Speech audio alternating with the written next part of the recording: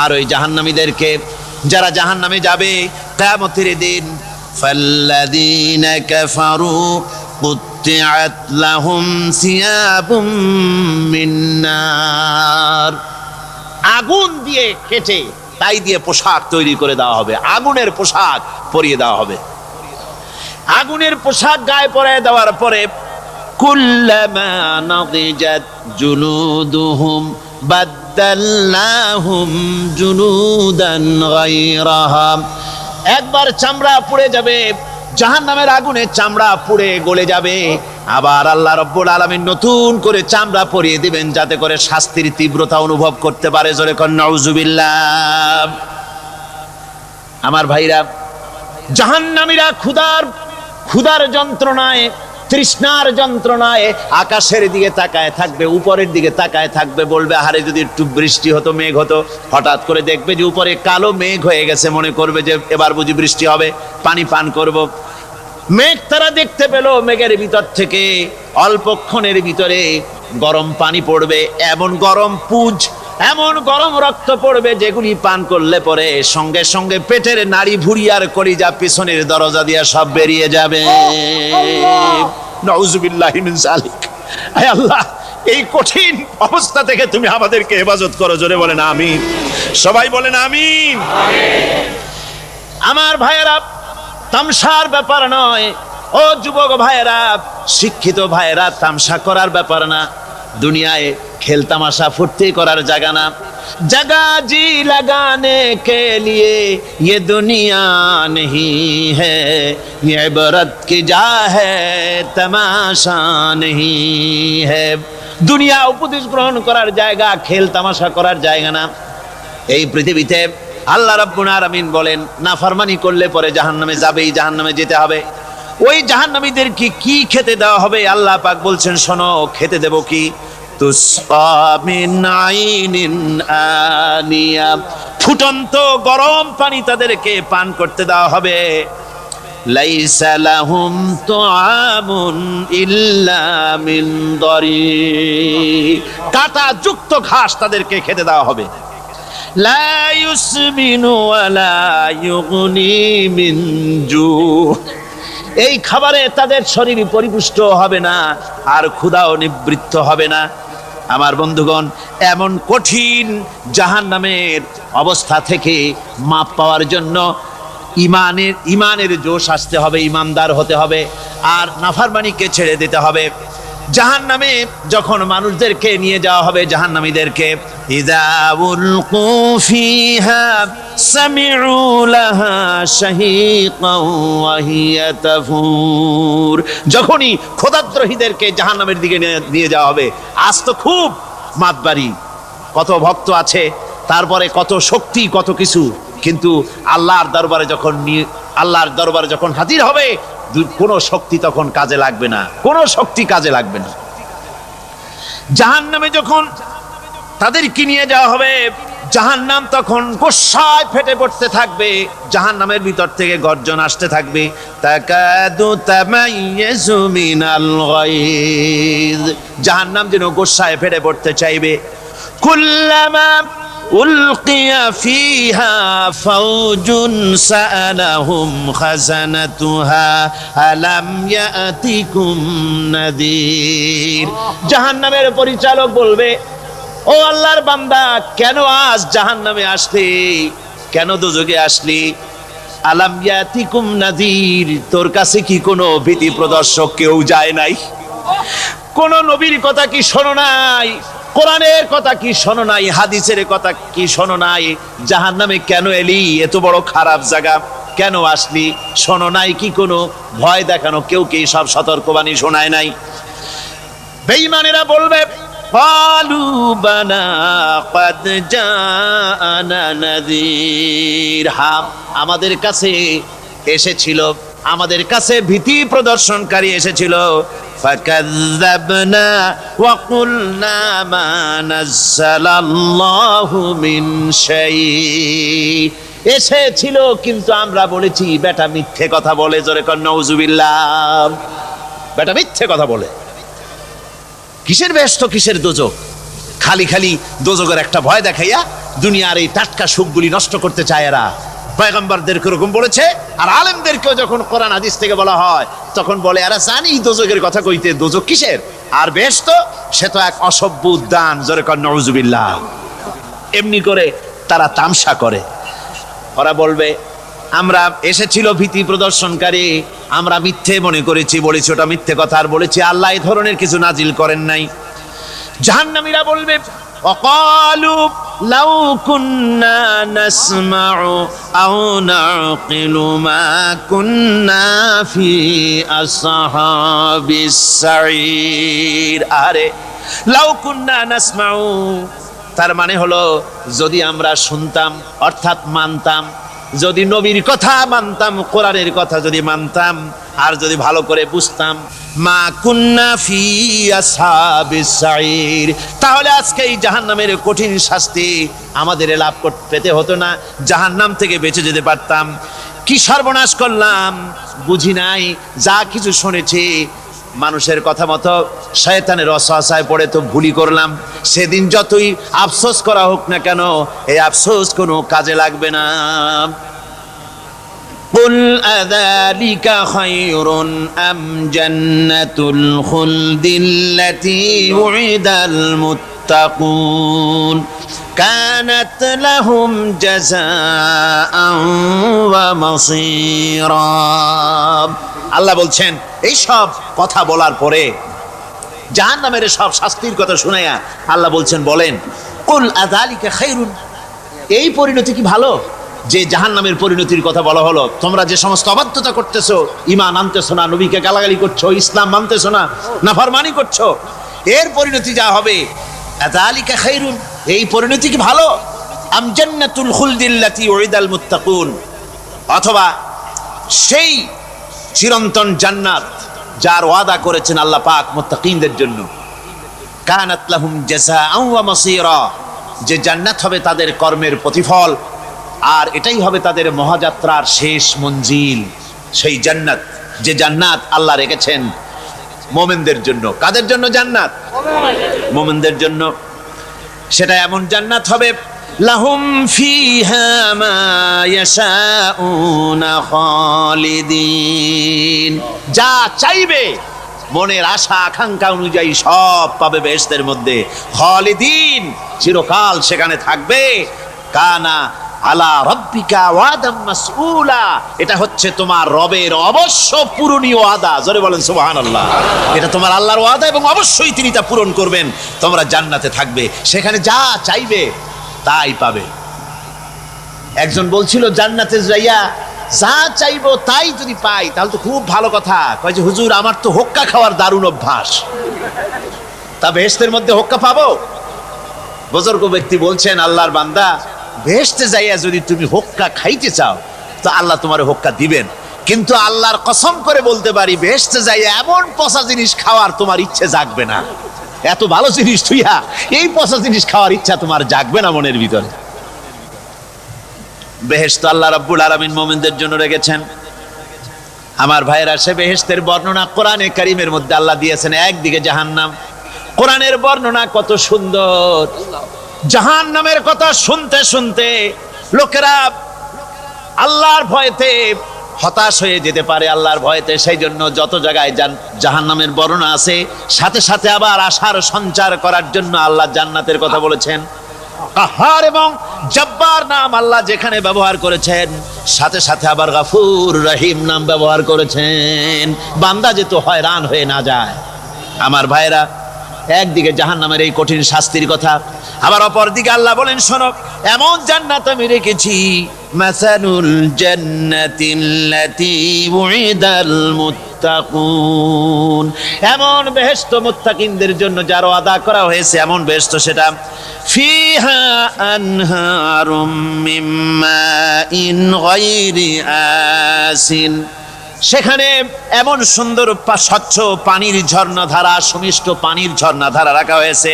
ওয়া আনহারুম মিন লাবানিন লাম ইয়াতাগায়্যার তা'আমুহু, আর সেখানে দুধের ঝর্ণা রাখা হয়েছে যার স্বাদ কখনো নষ্ট হবে না।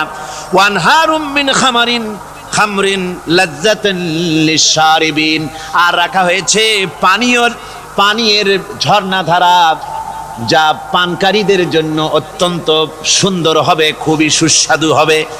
আর রাখা হয়েছে ওয়া আনহারুম মিন আসালিম মুসাফফা, পরিষ্কার পরিচ্ছন্ন সুস্বাদু মধুর ঝর্ণা। জোরে বলেন সুবহানাল্লাহ।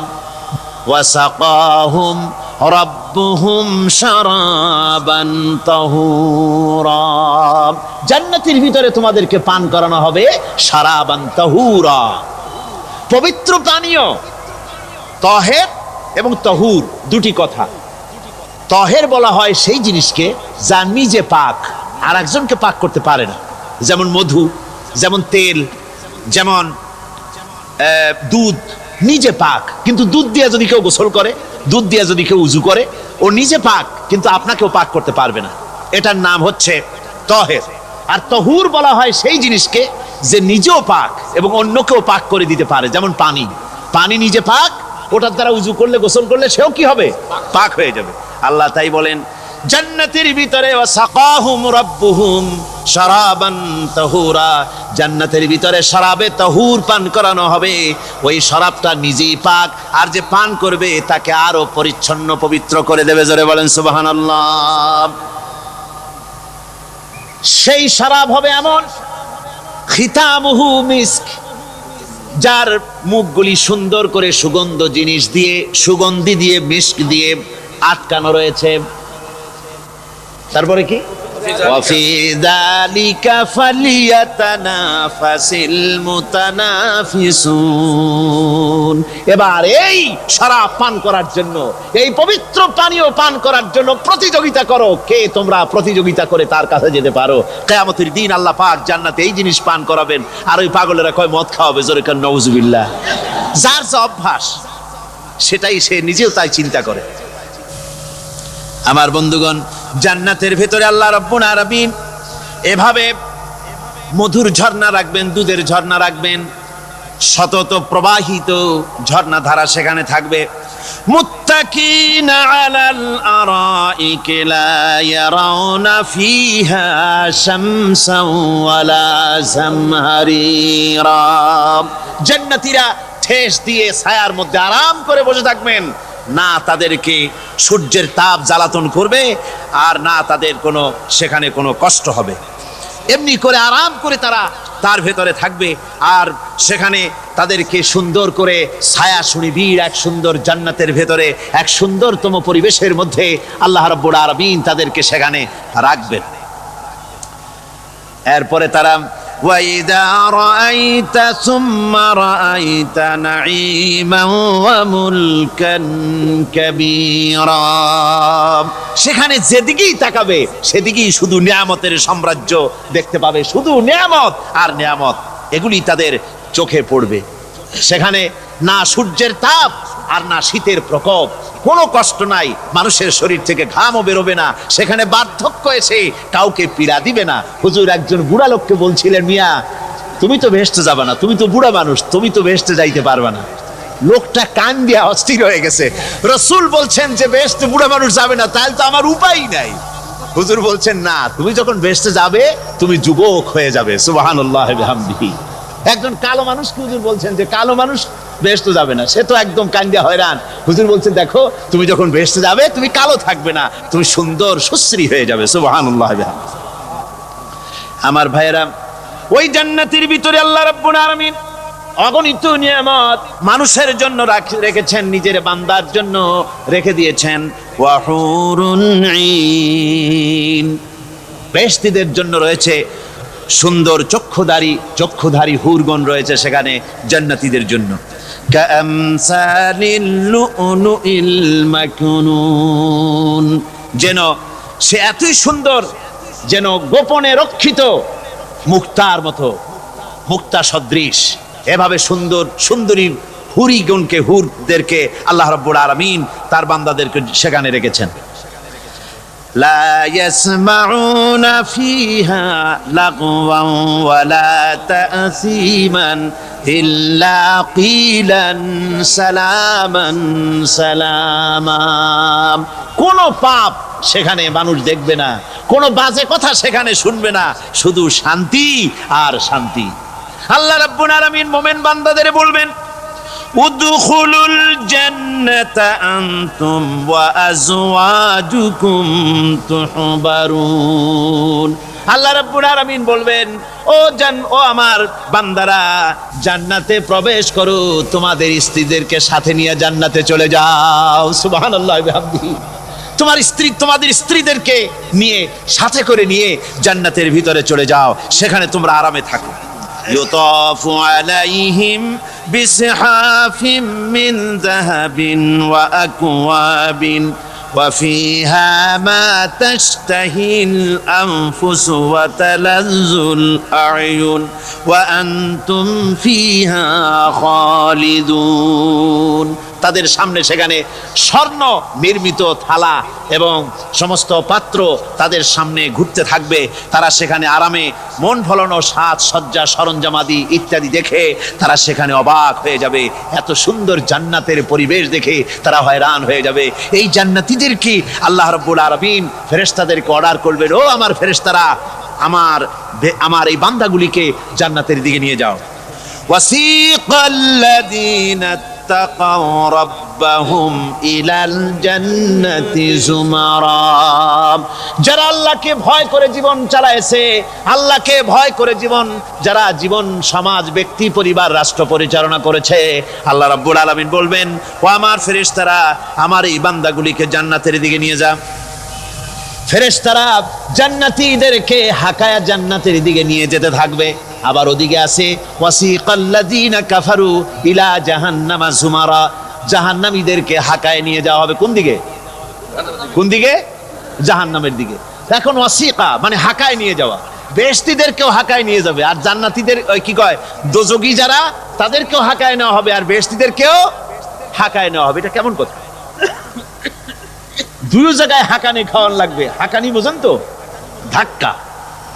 তো দুই জায়গায় ধাক্কা খাইতে হবে, তাহলে কিরকম বেহেশত যে ফেরেশতাদের ধাক্কা খাইতে খাইতে যাওয়া লাগবে? ব্যাপারটা কি আমার ভাইরা? ব্যাপারটা হচ্ছে এই, আমি দৃষ্টান্ত দিতে গিয়া বলি, অনেকদিন বন্ধুর সঙ্গে দেখা হয় নাই, বহু বছর পর হঠাৎ করে এক বন্ধু আর এক বন্ধুর বাড়িতে এসেছে, যে বলছে, ভাই যদিও বহু বছর পর এসেছি, কিন্তু আমার হাতে সময় নাই, আজ আমি বেশি সময় তোমার বাড়িতে থাকবো না।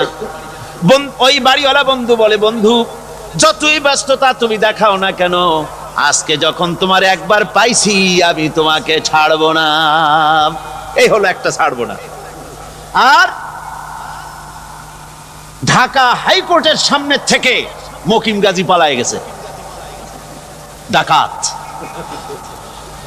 পুলিশ খুঁজতে খুঁজতে হয়রান হইয়া এই ডাকাতটারে যদি পাওয়া যায়, আর ওই ডাকাত যদি বলে, স্যার আপনি আমার ধর্মের ভাই, আপনি আমার বাপ, আপনি মেহেরবানি করে আমাকে ছেড়ে দেন, পুলিশ বলবে, বেটা গোটা পুলিশ বাহিনী তোর জন্য হয়রান, তোরে যখন একবার পাইছি তোরে আর ছাড়বো না।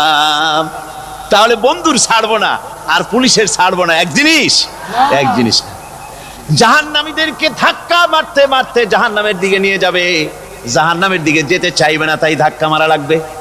আর বেহেশতীদের ধাক্কা মারা লাগবে কেন? বেহেশতীরা যখন জান্নাতের দিকে যেতে থাকবে, ওদের জন্য লাল কার্পেট সম্বর্ধনা দেওয়া হবে। দুনিয়ার পচা লাল কার্পেট না, এত সুন্দর করে সাজানো থাকবে। এক একটা মঞ্জিলে যখন যাবে, জান্নাতীদের জন্য সাজানো মঞ্জিল দেখে তারা মনে করবে এইটাই বুঝি বেহেশত। ঘটি বাটি লোটা যা আছে তাই নিয়ে ওইখানে বসে পড়বে। ফেরেশতারা কবে যে, আল্লাহর বান্দা তুমি এখানে বসছো কেন? এটা তো বেহেশত না।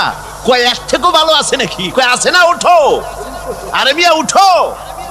এইভাবে করে ধাক্কা মারবে, ওঠো, সামনে যাও। আবার যখন সামনে যাবে, সেখানে এর থেকে আরো সুন্দর পরিবেশ দেখে ওইখানে আবার বসে পড়বে, মনে করবে এইটা বুঝি বেহেশত। বলা হয়, ফেরেশতারা বলবে, আল্লাহর বান্দা এটা জান্নাত না, এর থেকেও ভালো জায়গা, সুন্দর জায়গা আছে। এইভাবে ধাক্কা মারতে মারতে তাদেরকে জান্নাতের কাছে নিয়ে যাওয়া হবে। হাত্তা حتى إذا جاءوها وفتحت أبوابها وقال لهم خزنتها سلام عليكم طبتم فادخلوها خالدين। এভাবে ধাক্কাতে ধাক্কাতে যখন তাদেরকে জান্নাতের দরজার কাছে নিয়ে যাওয়া হবে, আগে থেকেই তাদের জন্য দরজা খোলা থাকবে। সুবহানাল্লাহ। আগে থেকেই জান্নাত খুলে রাখা হবে। তাদেরকে বলা হবে, ওই জান্নাতের পরিচালক তিনি বলবেন, আসুন, ওয়েলকাম করবেন তাদেরকে, সালামুন আলাইকুম, আপনাদের প্রতি আল্লাহর শান্তি বর্ষিত হোক। বড় ভালোভাবে জীবন যাপন করেছিলেন দুনিয়ায়, আল্লাহর হুকুম মেনে চলেছিলেন, আল্লাহর হুকুম পালন করেছিলেন। দুনিয়ার বুকে বড় অশান্তি, মানুষের নির্যাতন, মানুষের বদনামি, জেল জরিমানা, রাত জেগে তাহাজ্জুদের নামাজ পড়া, জিহাদের ময়দানে কষ্ট করে রক্ত দেওয়া, শহীদ হওয়া, কত কষ্ট করে আল্লাহর দ্বীন জমিনে কায়েমের চেষ্টা করেছেন, নিজের জীবনকে ভালো রেখেছেন, পবিত্র রেখেছেন। আজকে আপনার জন্য এই জান্নাত, ফাদখুলুহা খালিদিন, জান্নাতে প্রবেশ করুন এবং চিরকাল এই জান্নাতের ভিতরে থাকুন। এর কথা এমন ভাবে পেশ করেছেন যা গোটা পৃথিবীর মানুষ যদি হেদায়েত পেতে চায়, ছোট্ট সূরাটি তার জন্য যথেষ্ট। পড়েন আমার সাথে, কুল হুয়াল্লাহু আহাদ। পড়েন সবাই, কুল হুয়াল্লাহু আহাদ আল্লাহুস সামাদ লাম ইয়ালিদ ওয়া লাম ইউলাদ ওয়া লাম ইয়াকুল লাহু কুফুয়ান আহাদ। আল্লাহ পাক বলেন, হে নবী আপনি বলুন, আল্লাহ এক এবং একক, তার কোনো অংশীদার নাই, তিনি বেনিয়াজ, তিনি কাউকে জন্ম দেন নাই, তাকেও কেউ জন্ম দেয়নি। আকাশ আর জমিনে আল্লাহর সমকক্ষ কেউ নাই, কেউ নাই। তিনি এক এবং একক। তার একত্ববাদের দাওয়াত দেওয়ার জন্য অসংখ্য পয়গম্বর আল্লাহ পাক এই দুনিয়া পাঠিয়েছেন, আর সমস্ত পয়গম্বর দাওয়াত দিয়েছেন কি, লা ইলাহা ইল্লাল্লাহু মুহাম্মাদুর রাসূলুল্লাহ। সবাই দাওয়াত দিয়েছেন, লা ইলাহা ইল্লাল্লাহ, লা ইলাহা ইল্লাল্লাহ, লা ইলাহা, লা ইলাহা ইল্লাল্লাহ। কোন ইলাহ নাই, কোন আইনদাতা নাই, কোন বিধানদাতা নাই, কোন শাসনকর্তা নাই, আল্লাহ ছাড়া কেউ নাই। বলে সুবহানাল্লাহ। আল্লাহ এক এবং একক, তিনি সব সৃষ্টি করেছেন। আল্লাহ পাক বলছেন, আল্লাহুল্লাযী খালাকাস সামাওয়াতি ওয়াল আরদা ওয়া আনজালা মিনাস সামাই মাআন ফাআখরাজা বিহি মিনাস সামারাতি রিজকান লাকুম। আল্লাহ হচ্ছেন তিনি যিনি আকাশ সৃষ্টি করেছেন, জমিন সৃষ্টি করেছেন, আর আকাশ থেকে পানি বর্ষণ করে তোমাদের খাদ্য উৎপাদন করে দিয়েছেন। এ পানি হচ্ছে মানুষের জন্য জীবন। পানির এক নাম কি? জোরে বলেন, পানির এক নাম কি? জীবন। এই পানি এক নাম জীবন। কিন্তু কর্ণফুলীর পানি যদি চট্টগ্রামে 10 ফুট উঁচা হয়ে আসে, পানির নাম হবে কি? নাম হবে মরণ। এই পানিকে কন্ট্রোল করেন আল্লাহ রাব্বুল আলামিন। আল্লাহ যদি ইচ্ছে করেন বেশি করে পানি দিয়া পুরা এলাকা ডুবাই দিতে পারেন, আবার ইচ্ছে করলে পানির ভিতরে মানুষ বাঁচাই দিতে পারেন, আগুনের মধ্যে মানুষ বাঁচাইতে পারেন। সমস্ত ক্ষমতা হচ্ছে, কর্তৃত্ব কেবলমাত্র আল্লাহ পাকের। কর্তৃত্ব কার? কর্তৃত্ব কার? আল্লাহ পাকের কর্তৃত্ব। হযরত নূহ আলাইহিস সালামের জামানায় 40 দিনের বন্যা। এই বন্যার পরে জাহাজ যখন নেমে গেল, তখন তিনি মনে মনে ভাবলেন, আমি তো জোড়ায় জোড়ায় করে সমস্ত প্রাণীগুলি আর মানুষগুলি, কিছু কিছু মানুষ যারা ঈমান এনেছিল তাদের জাহাজে উঠাইছে, কিন্তু একটি বুড়ি আমার উপর ঈমান এনেছিল, আর আমি তার ওয়াদা করেছিলাম সাথে করে নিয়ে যাব, আমি তো তার কথা ভুলে গিয়েছি। অনুশোচনা এলো। জাহাজ থেকে নেমে চতুর্দিকে লক্ষ্য করলেন, মানুষ নাই, জনপদ নাই, সব শেষ হয়ে গেছে। পাহাড় পর্বত কাত হয়ে পড়েছে, বিল্ডিং গুলি শেষ হয়ে গিয়েছে, কোন জনপদে কোনো প্রাণী নাই, প্রাণী বলতে কিছুই নাই। হঠাৎ দূরে দেখলেন একটা কুঁড়ে ঘরের মতো দেখা যায়। ভাবলেন এত বড় বন্যার ভিতরে কুঁড়ে ঘর কেমনে থাকলো। আস্তে করে হেঁটে গেলেন কুঁড়ে ঘরের কাছে। ভেতরে মানুষ আছে বলে মনে হলো। বাইরের থেকে প্রশ্ন করলেন ভিতরে কে? জবাব এলো আমি এই ঘরের মালিক, আমি এক বুড়ি বিধবা এক মহিলা। তখন নেমে গেল। তখন তিনি মনে মনে ভাবলেন আমি তো জোড়ায় জোড়ায় করে সমস্ত প্রাণীগুলি আর মানুষগুলি, কিছু কিছু মানুষ যারা ইমান এনেছিল তাদের জাহাজে উঠাইছে, কিন্তু একটি বুড়ি আমার উপর ইমান এনেছিল আর আমি তার ওয়াদা করেছিলাম সাথে করে নিয়ে যাব, আমি তো তার কথা ভুলে গিয়েছি। অনুশোচনা এলো। জাহাজ থেকে নেমে চতুর্দিকে লক্ষ্য করলেন মানুষ নাই, জনপদ নাই, সব শেষ হয়ে গেছে। পাহাড় পর্বত কাত হয়ে পড়েছে, বিল্ডিং গুলি শেষ হয়ে গিয়েছে, কোন জনপদে কোনো প্রাণী নাই, প্রাণী বলতে কিছুই নাই। হঠাৎ দূরে দেখলেন একটা কুঁড়ে ঘরের মতো দেখা যায়। ভাবলেন এত বড় বন্যার ভিতরে কুঁড়ে ঘর কেমনে থাকলো। আস্তে করে হেঁটে গেলেন কুঁড়ে ঘরের কাছে। ভেতরে মানুষ আছে বলে মনে হলো। বাইরের থেকে প্রশ্ন করলেন ভিতরে কে? জবাব এলো আমি এই ঘরের মালিক, আমি এক বুড়ি বিধবা এক মহিলা, আপনি কে? তিনি বললেন আমি হচ্ছি এই জামানার পয়গম্বর হযরত নূহ আলাইহিস সালাম। বুড়ি বলছেন আমারও ধারণা তাই, আপনি আমাকে ওয়াদা করেছিলেন বন্যা হলে পরে, বন্যার আভার যখন আপনি পাবেন আমাকে আপনি সাথে করে জাহাজে উঠায় নিয়ে দিবেন। আমার মনে হয় বন্যা কবে হবে সেই খবর দেওয়ার জন্য আপনি এসেছেন। হযরত নূহ আলাইহিস সালাম সিজদায় পড়ে কাঁদতে লাগলেন, বললেন রব্বুল আলামিন তোমার কুদরত বোঝার ক্ষমতা আমার নাই। 40 দিন পর্যন্ত পানির ভিতরে মানুষ কেমনে জীবিত রইল? আল্লাহ পাক শোনালেন রোরে বিপদ যখন এলো তুমি তোমার উম্মতকে ভুলে যেতে পেরেছো, ভুলে গিয়েছো, কিন্তু আমি রব্বুল আলামিন রহমানুর রহিম, আমি আমার বান্দিরে ভুলি নাই। পানির স্রষ্টা আল্লাহ, পানির ভিতরে তিনি বাঁচাতে পারেন, আবার তিনি আগুনের ভিতরে বাঁচাতে পারেন, সবকিছু করতে পারেন। সমস্ত ক্ষমতা আল্লাহ পাকের। সমস্ত ক্ষমতা কার? আরো জোরে বলেন কার? আল্লাহ পাক বলেন এভাবে করে আমি আকাশ সৃষ্টি করেছি, জমিন সৃষ্টি করেছি, বৃষ্টি দিয়েছি আর চন্দ্র সূর্য তৈরি করেছি, তারপরে আমি তোমাদেরকে নিয়ামত দিয়ে ভরে দিয়েছি। ওয়া ইন তাউদ্দু নি'মাতাল্লাহি লা তুহসুহা। আমার নিয়ামত যদি গণনা করো, গুনে গুনে আমার নিয়ামত শেষ করতে পারবে না। সুবহানাল্লাহ। হাদা খালকুল্লাহি ফাআরুনি মাযা খালাকাল্লাযীনা মিন দুনি। এ হচ্ছে আল্লাহর সৃষ্টি, আর আল্লাহ বাদে অন্যরা কি সৃষ্টি করেছে দেখাও।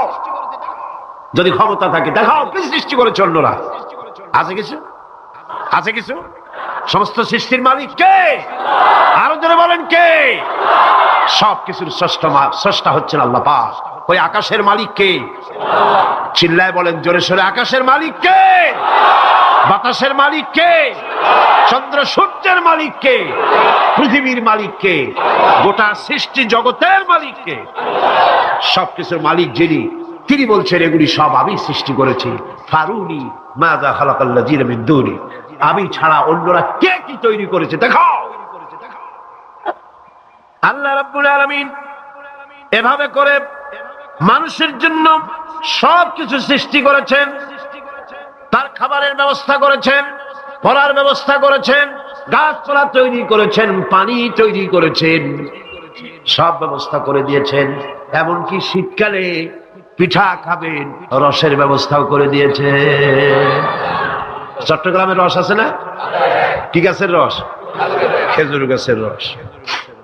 এই খেজুর গাছের গোড়া খুঁজতে খুঁজতে 5 মাইল নিচেও যদি চলে যান, খেজুর গাছের মাথায় যেমন রস পাওয়া যায়, খেজুর গাছের 5 মাইল নিচে কি ওরকম এক ফোঁটা পানি পাওয়া যাবে?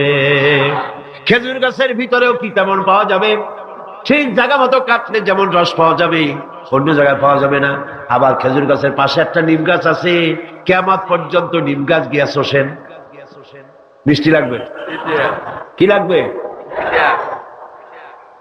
আল্লাহ রাব্বুল আলামিন আপনি পিঠা খাবেন, খেজুর গাছ দিয়ে রস তৈরি করে দিলেন, পায়াস খাবেন, চাউল তৈরি করে দিলেন, গম দিয়ে দিলেন, গোশ খাবেন, কিমা খাবেন, কি খাবেন, সমস্ত কিছু রব্বুল আলামিন তৈরি করে মানুষের সামনে দিয়ে দিলেন, আর বললেন খাও, পান করো, খাও, আর আমার শুকর আদায় করো। মাঝে মধ্যে পড়ো আলহামদুলিল্লাহি রাব্বিল আলামিন। এই যে ঠান্ডায় গোটা পৃথিবী, এখনো ঠান্ডা শুরু হয় না। এই ঠান্ডা শুরু না হওয়ার কারণ আমরা, এটা কারণ কারা? আমরাই। গ্লোবাল ক্লাইমেটের চেঞ্জ এসেছে, গোটা দুনিয়ার আবহাওয়ার পরিবর্তন হয়ে গিয়েছে। শীতের সময় শীত নাই, গরমের সময় গরম নাই। এটা কি খুব ভালো? এটা কি? এটা রোগ ব্যাধি বেশি হওয়ার লক্ষণ। শীত যখন আসে, এত প্রচন্ড শীত, গোটা পৃথিবী যত এসি আছে, সমস্ত শক্তিশালী এসি প্লান্ট একযোগে যদি ছেড়ে দেওয়া হয়, আপনার শীতকালে শীত দেন, তার সহস্র কোটি কোটি ভাগের এক ভাগের শীতও কি পৃথিবীর মানুষ তার যন্ত্রপাতি দিয়ে তৈরি করতে পারবে? পারবে? সূর্য দিয়ে প্রতি মুহূর্তে আল্লাহ পাক যে তাপ দেন, গোটা বিশ্বের সমস্ত আগুন একসঙ্গে যদি জ্বালানো হয়, সেই তাপ কি তৈরি করা সম্ভব হবে? হবে না। আল্লাহ রাব্বুল আলামিন মানুষের কল্যাণের জন্য মানুষের যা কিছু প্রয়োজন সবকিছু একটা একটা করে এভাবে তৈরি করে মানুষের সামনে সবকিছু দিয়ে দিয়েছেন এবং প্রয়োজন মিটিয়ে দিয়েছেন। যার যা প্রয়োজন তা তিনি মিটিয়ে দিয়েছেন। আমাদের দেশে, আমার দেশের বাঘ, আমার দেশের হরিণ, আমার দেশের কুকুর, তাদের গায়ে তারা যে ধরনের ইউরোপ আমেরিকার শীত প্রধান দেশের পশুগুলি এরকমের না। তার মানে হলো আমার দেশ শীত প্রধান নয়, ছোট্ট ছোট্ট পশম হলে চলে, কিন্তু শীত প্রধান দেশের কুকুরগুলি, বাঘ এবং সিংহ যেগুলি জঙ্গলে থাকে, তাদের গায়ে এমন লম্বা লম্বা পশম দিয়ে আল্লাহ চামড়া বানায় দিয়েছেন, যা দিয়ে তার সম্পূর্ণ শরীরটা ঢেকে যেতেছে। স্থায়ী কম্বলের ব্যবস্থা রব্বুল আলামিন করে দিয়েছেন। কে দিয়েছেন? আল্লাহ পাক দিয়েছেন। এবং সেই চামড়া দিয়ে, সে চামড়া যেন আপনি ব্যবহার করতে পারেন, সেজন্য আল্লাহ পাক আপনার জন্য সুন্দর করে সেই চামড়া দিয়ে কাপড় চোপড় তৈরি করার, জামা ব্যবহার করার সব ব্যবস্থা আল্লাহ করে দিয়েছে। কম্বল তৈরি করার ব্যবস্থা করে দিয়েছে। আল্লাহ পাক যা খুশি তাই করতে পারেন। কোরআন বলতেছে ফাআলুন লিমা ইউরিদ, যা খুশি তাই তিনি করেন। লা ইউসআলু আম্মা ইয়াফআলু ওয়া হুম ইউসআলুন, তিনি যা করেন সেজন্য কারো কাছে তাকে কৈফিয়ত দিতে হয় না, বরং গোটা বিশ্ব আল্লাহর কাছে কৈফিয়ত দিতে বাধ্য। সমস্ত বিশ্ব কৈফিয়ত দিতে কার কাছে বাধ্য? আল্লাহ পাকের কাছে কৈফিয়ত দিতে বাধ্য। প্রচন্ড শক্তির মালিক। মানুষেরা বোঝে না, ক্ষমতা যখন আসে তখন চতুর্দিকে দেখে ক্ষমতা আর ক্ষমতা, কি যে করবে দিশা করতে পারে না। সারা জীবন ক্ষমতায় টিকে থাকার জন্য সর্বাত্মক প্রচেষ্টা চালায়, দেশ যখন পাইছি আর ছাড়বো না, ঠিক কিনা? এই চেষ্টা চালায়। কিন্তু আল্লাহ পাকের মূল ক্ষমতা তো আল্লাহর হাতে। আল্লাহ পাক ক্ষমতা দিয়ে বলেন লিনানজুরাকুম কাইফা তা'মালুন, ক্ষমতা দিয়ে তাকায় থাকি তোমার আমলটা কি হয় তা দেখার জন্য, তুমি করোটা কি সেইটা দেখার জন্য আমি দেখি। লিনানজুরাকুম কাইফা তা'মালুন। মানুষ ক্ষমতা হাতে পায়, অত্যাচারের স্টিম রোলার চালায়, আল্লাহ দেখতে থাকেন। আর আল্লাহ যখন অ্যাকশন নেন, সেই অ্যাকশন থেকে তাকে কেউ বাঁচাইতে পারে না। প্রচন্ড ক্ষমতার মালিক। রাতকে দিন বানাতে পারেন, দিনকে রাত বানাতে পারেন, আমিরকে ফকির বানাতে পারেন, ফকিরকে আমির বানায় দিতে পারেন, রাস্তার লোক ধরে নিয়ে প্রেসিডেন্ট বানায় দিতে পারেন, আবার নারাজ হলে পরে জুতার মালা দিয়া জেলখানায় ঢুকাইয়া দিতে পারেন। ক্ষমতায় থাকাকালীন ফুলের মালা এত বেশি পায়, ফুলের মালায় গলা ভরে যায়। গাবতলীর কোরবানির হাতেও এত মালা পায় না। এত মালা গলায় দিয়া আনন্দে ফুর্তিতে মারতে থাকে। আমার বন্ধুগণ মনে রাখেন, ফুলের মালায় আত্মহারা হয়েও না যারা ক্ষমতায় থাকো। এই ফুলের মালা আর ফাঁসির রশি একেবারেই পাশাপাশি। ফুলের মালা গলা থেকে ফুলগুলি ঝরে পড়লেই ওই রশিটাই ফাঁসি হওয়ার জন্য যথেষ্ট। ঠিক কিনা? মানুষ বোঝে না। আল্লাহ বলেন আমি তাকায় থাকি, দেখি কি করো, তোমার আমলটা কেমন হয়। ক্ষমতার মালিক আল্লাহ, দেওয়ার মালিক আল্লাহ। আর যখন নারাজ হয়ে যান, এক থাপ্পড় মেরে ক্ষমতা ছিনায় নিয়ে যান। পারেন কিনা? ইতিহাস সাক্ষী। কিন্তু ইতিহাসের সবচেয়ে বড় শিক্ষা যে মানুষেরা ইতিহাস থেকে শিক্ষা গ্রহণ করে না।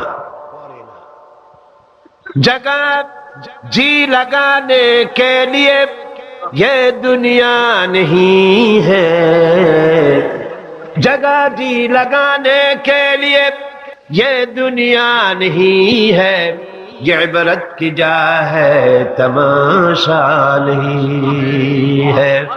পৃথিবী খেল তামাশা করার জায়গা না।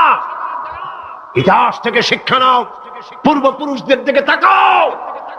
আল্লাহর দ্বীনের কর্মীদের উপরে আঘাত লাগাবার কারণে বংশ শুদ্ধ আল্লাহ সাফ করে দিয়েছে। দেন নাই? সে আল্লাহ আছে না নাই? চিল্লায় কোন আছে না নাই? সে আল্লাহ পাক আছে। সে আল্লাহকে ভয় করে। ইত্তাকিল্লাহ। সে আল্লাহকে ভয় করে। আল্লাহ পাক ইচ্ছে করলে ক্ষমতা দিতে পারে, ইচ্ছে করলে ক্ষমতা ছিনায়ও নিতে। সে আল্লাহ রাব্বুল আলামিন ক্ষমতা দেওয়ার মালিক, ক্ষমতা ছিনায় নেওয়ার মালিক, হায়াতের মালিক, মওতের মালিক। সবাই বলুন হায়াতের মালিক কে? মওতের মালিক কে? খাবারের মালিক কে? হাসাবার মালিক কে? কাঁদাবার মালিক কে? সব কিছুর মালিক কে? আল্লাহ রাব্বুল আলামিন।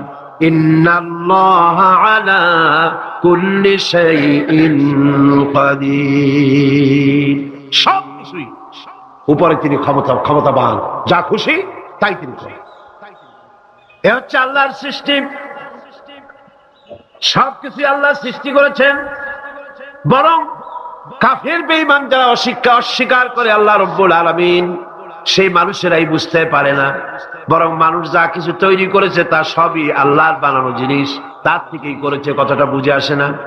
মানুষ না বুঝেই বিজ্ঞানকে সবকিছুর প্রশংসা বিজ্ঞানের জন্য করে, বিজ্ঞানের জন্যই প্রশংসা অস্থির হয়ে যায়। যেমন ধরুন রাজশাহী বিশ্ববিদ্যালয়ে আপনার ছেলে পড়ে, 6 মাস টাকা পয়সা পায় না, ধার খরচ করিয়া তার 6টা মাস চালায়। হঠাৎ করে পিয়ন মানি অর্ডার ফর্ম নিয়ে হাজির, 6,000 টাকা পাঠাইছে বাপে। টাকাগুলি নিয়ে সই করে পিয়নের কদমবুসি করে যে বাবাজি এতদিন পরে টাকা নিয়ে আসছেন, আপনার প্রতি আল্লাহ রহম করুন। এটা বুদ্ধিমান না বেকুব? বুদ্ধিমান না বেকুব? আরে বেটা, পিয়ন কি তোর বাজান? টাকাকে পাঠিয়েছে, বাবা পাঠিয়েছে, প্রশংসা তার কর। বিজ্ঞানীরা প্লেন বানিয়েছে, বিজ্ঞানীরা গাড়ি বানিয়েছে, বিজ্ঞানীরা কম্পিউটার তৈরি করেছে, প্রশংসা করো সেই আল্লাহ যে আল্লাহ রাব্বুল আলামিন বিজ্ঞানীর মাথায় বুদ্ধি দিয়েছে। প্রশংসা কর, আল্লাহ পাকের প্রশংসা করতে হবে। হায়াতে খালকুল্লাহ, যা কিছু আল্লাহ বলছেন এ সব কিছু আল্লাহর সৃষ্টি। মানুষ কিছুই সৃষ্টি করেনি, শুধু আল্লাহর সৃষ্টি দিয়ে জোড়া তালি দিয়ে বানিয়েছে, ঠিক না? আল্লাহর বানানো জিনিস দিয়ে জোড়া তালি দেওয়া হয়েছে। আল্লাহ পাকের সৃষ্টি তো দূরের কথা, আল্লাহকেই মানতে চায় না। কি বলে? Unseen is nothing. শুনছেন কথা? Unseen is nothing. যা দেখা যায় না তা কিছুই না, মানি না। যার রং নাই, রূপ নাই, ধরা যায় না, ছোঁয়া যায় না, অনুভব করা যায় না, তা মানি না। নাউযুবিল্লাহ। এই কথা দিয়ে তারা আল্লাহরে অস্বীকার করতে চায়। অথচ এই ভদ্রলোকেরা মাধ্যাকর্ষণ না দেখেই বিশ্বাস করে মাধ্যাকর্ষণ আছে, ঠিক কিনা? এই ভদ্রলোকেরা বিদ্যুতের শক্তি দেখেই, বিদ্যুৎকেও দেখে। আপনারা দেখতেছেন বিদ্যুতের শক্তি দেখে বিদ্যুৎকে বিশ্বাস করে। বাতাসের প্রচন্ডতা দেখে বাতাসকে অনুভব করে, বিশ্বাস করে। অক্সিজেন চোখে দেখে না, ইথারকে চোখে দেখে না, বিশ্বাস করে। কিন্তু এমনই নাস্তিক, এমনই কপাল পোড়া যে আল্লাহরে দেখা যায় না তাই বিশ্বাস করা যাবে না। এক নাস্তিকের সাথে হযরত ইমাম আবু হানিফা রাহমাতুল্লাহ আলাইহির এক বিতর্ক অনুষ্ঠান হলো। সেই বিতর্ক অনুষ্ঠানে ইমাম আবু হানিফা রাহমাতুল্লাহ আলাইহি পৌঁছতে বেশ দেরি করলেন। নাস্তিক তখন উপস্থিত জনতাকে বলছে, দেখো তোমাদের ইমাম, তোমাদের ইসলামী চিন্তাবিদ যুক্তিতে দুর্বল, সেই জন্য আসতেছে না। বেশ কিছুক্ষণ দেরি করে তিনি উপস্থিত হলেন। নাস্তিক বলল, আগে আপনি বলেন, আপনি ওয়াদা ভঙ্গ করলেন কেন, সময় মতো আসতে পারলেন না কেন? তিনি জবাবে বললেন, দেখো আমি অনেক দূর থেকে এসেছি, এসে দেখি সামনে নদী, এখন পার হবো কেমনে? কোন নৌকার ব্যবস্থা নাই। হঠাৎ দেখলাম কি এক আশ্চর্য কথা, একটা চারা গজায় উঠলো, ফট করে বিরাট গাছ হয়ে গেল। কই থেকে একটা কুড়াল আসলো, গাছটারে কাজে ভালাই গেল। তারপরে এলো করাত, বানাইলো তক্তা, এরপরে আসলো লোহা, পড়লো হাতুড়ি, হয়ে গেল নৌকা। বাহ, কি মজা! এরপর নৌকা নামলো নদীতে, আমি উঠে বসলাম, এই পাড়ি দিয়ে আসলাম, তাই যা একটু দেরি হলো। নাস্তিক কয় যে কি সর্বনাশ, এই লোকের সাথে আমি তর্ক করবে, মাথায় তুই স্ক্রু শটটা দিলাম। আরে আন্দাজ আন্দাজ একটা গাছ হয়ে গেল ফট করিয়া। তারপরে কুড়াল আসলো, তক্তা হইলো, বিনা মিস্ত্রিতে নৌকা হইলো, এটা কেমনে সম্ভব? ইমাম সাহেব বলেন, আমার বিতর্ক শেষ। বিনা মিস্ত্রিতে যদি, তোমার যুক্তি মতে বিনা মিস্ত্রিতে যদি একটা নৌকা না হতে পারে, এই বিশ্ব তৈরি হলো কি করে বিনা মিস্ত্রিতে? ওই বিশাল আকাশ হলো কিভাবে? এই বিরাট চন্দ্র সূর্য হলো কিভাবে? কি করে তোমার ওই বডি তৈরি হলো? নাস্তিক চেয়ার থেকে নেমে ইমামের কাদমের উপরে পড়ে গেল, বলে আল্লাহু আকবার, আমি অন্যায় করেছি, আল্লাহ আমারে মাফ করে দাও।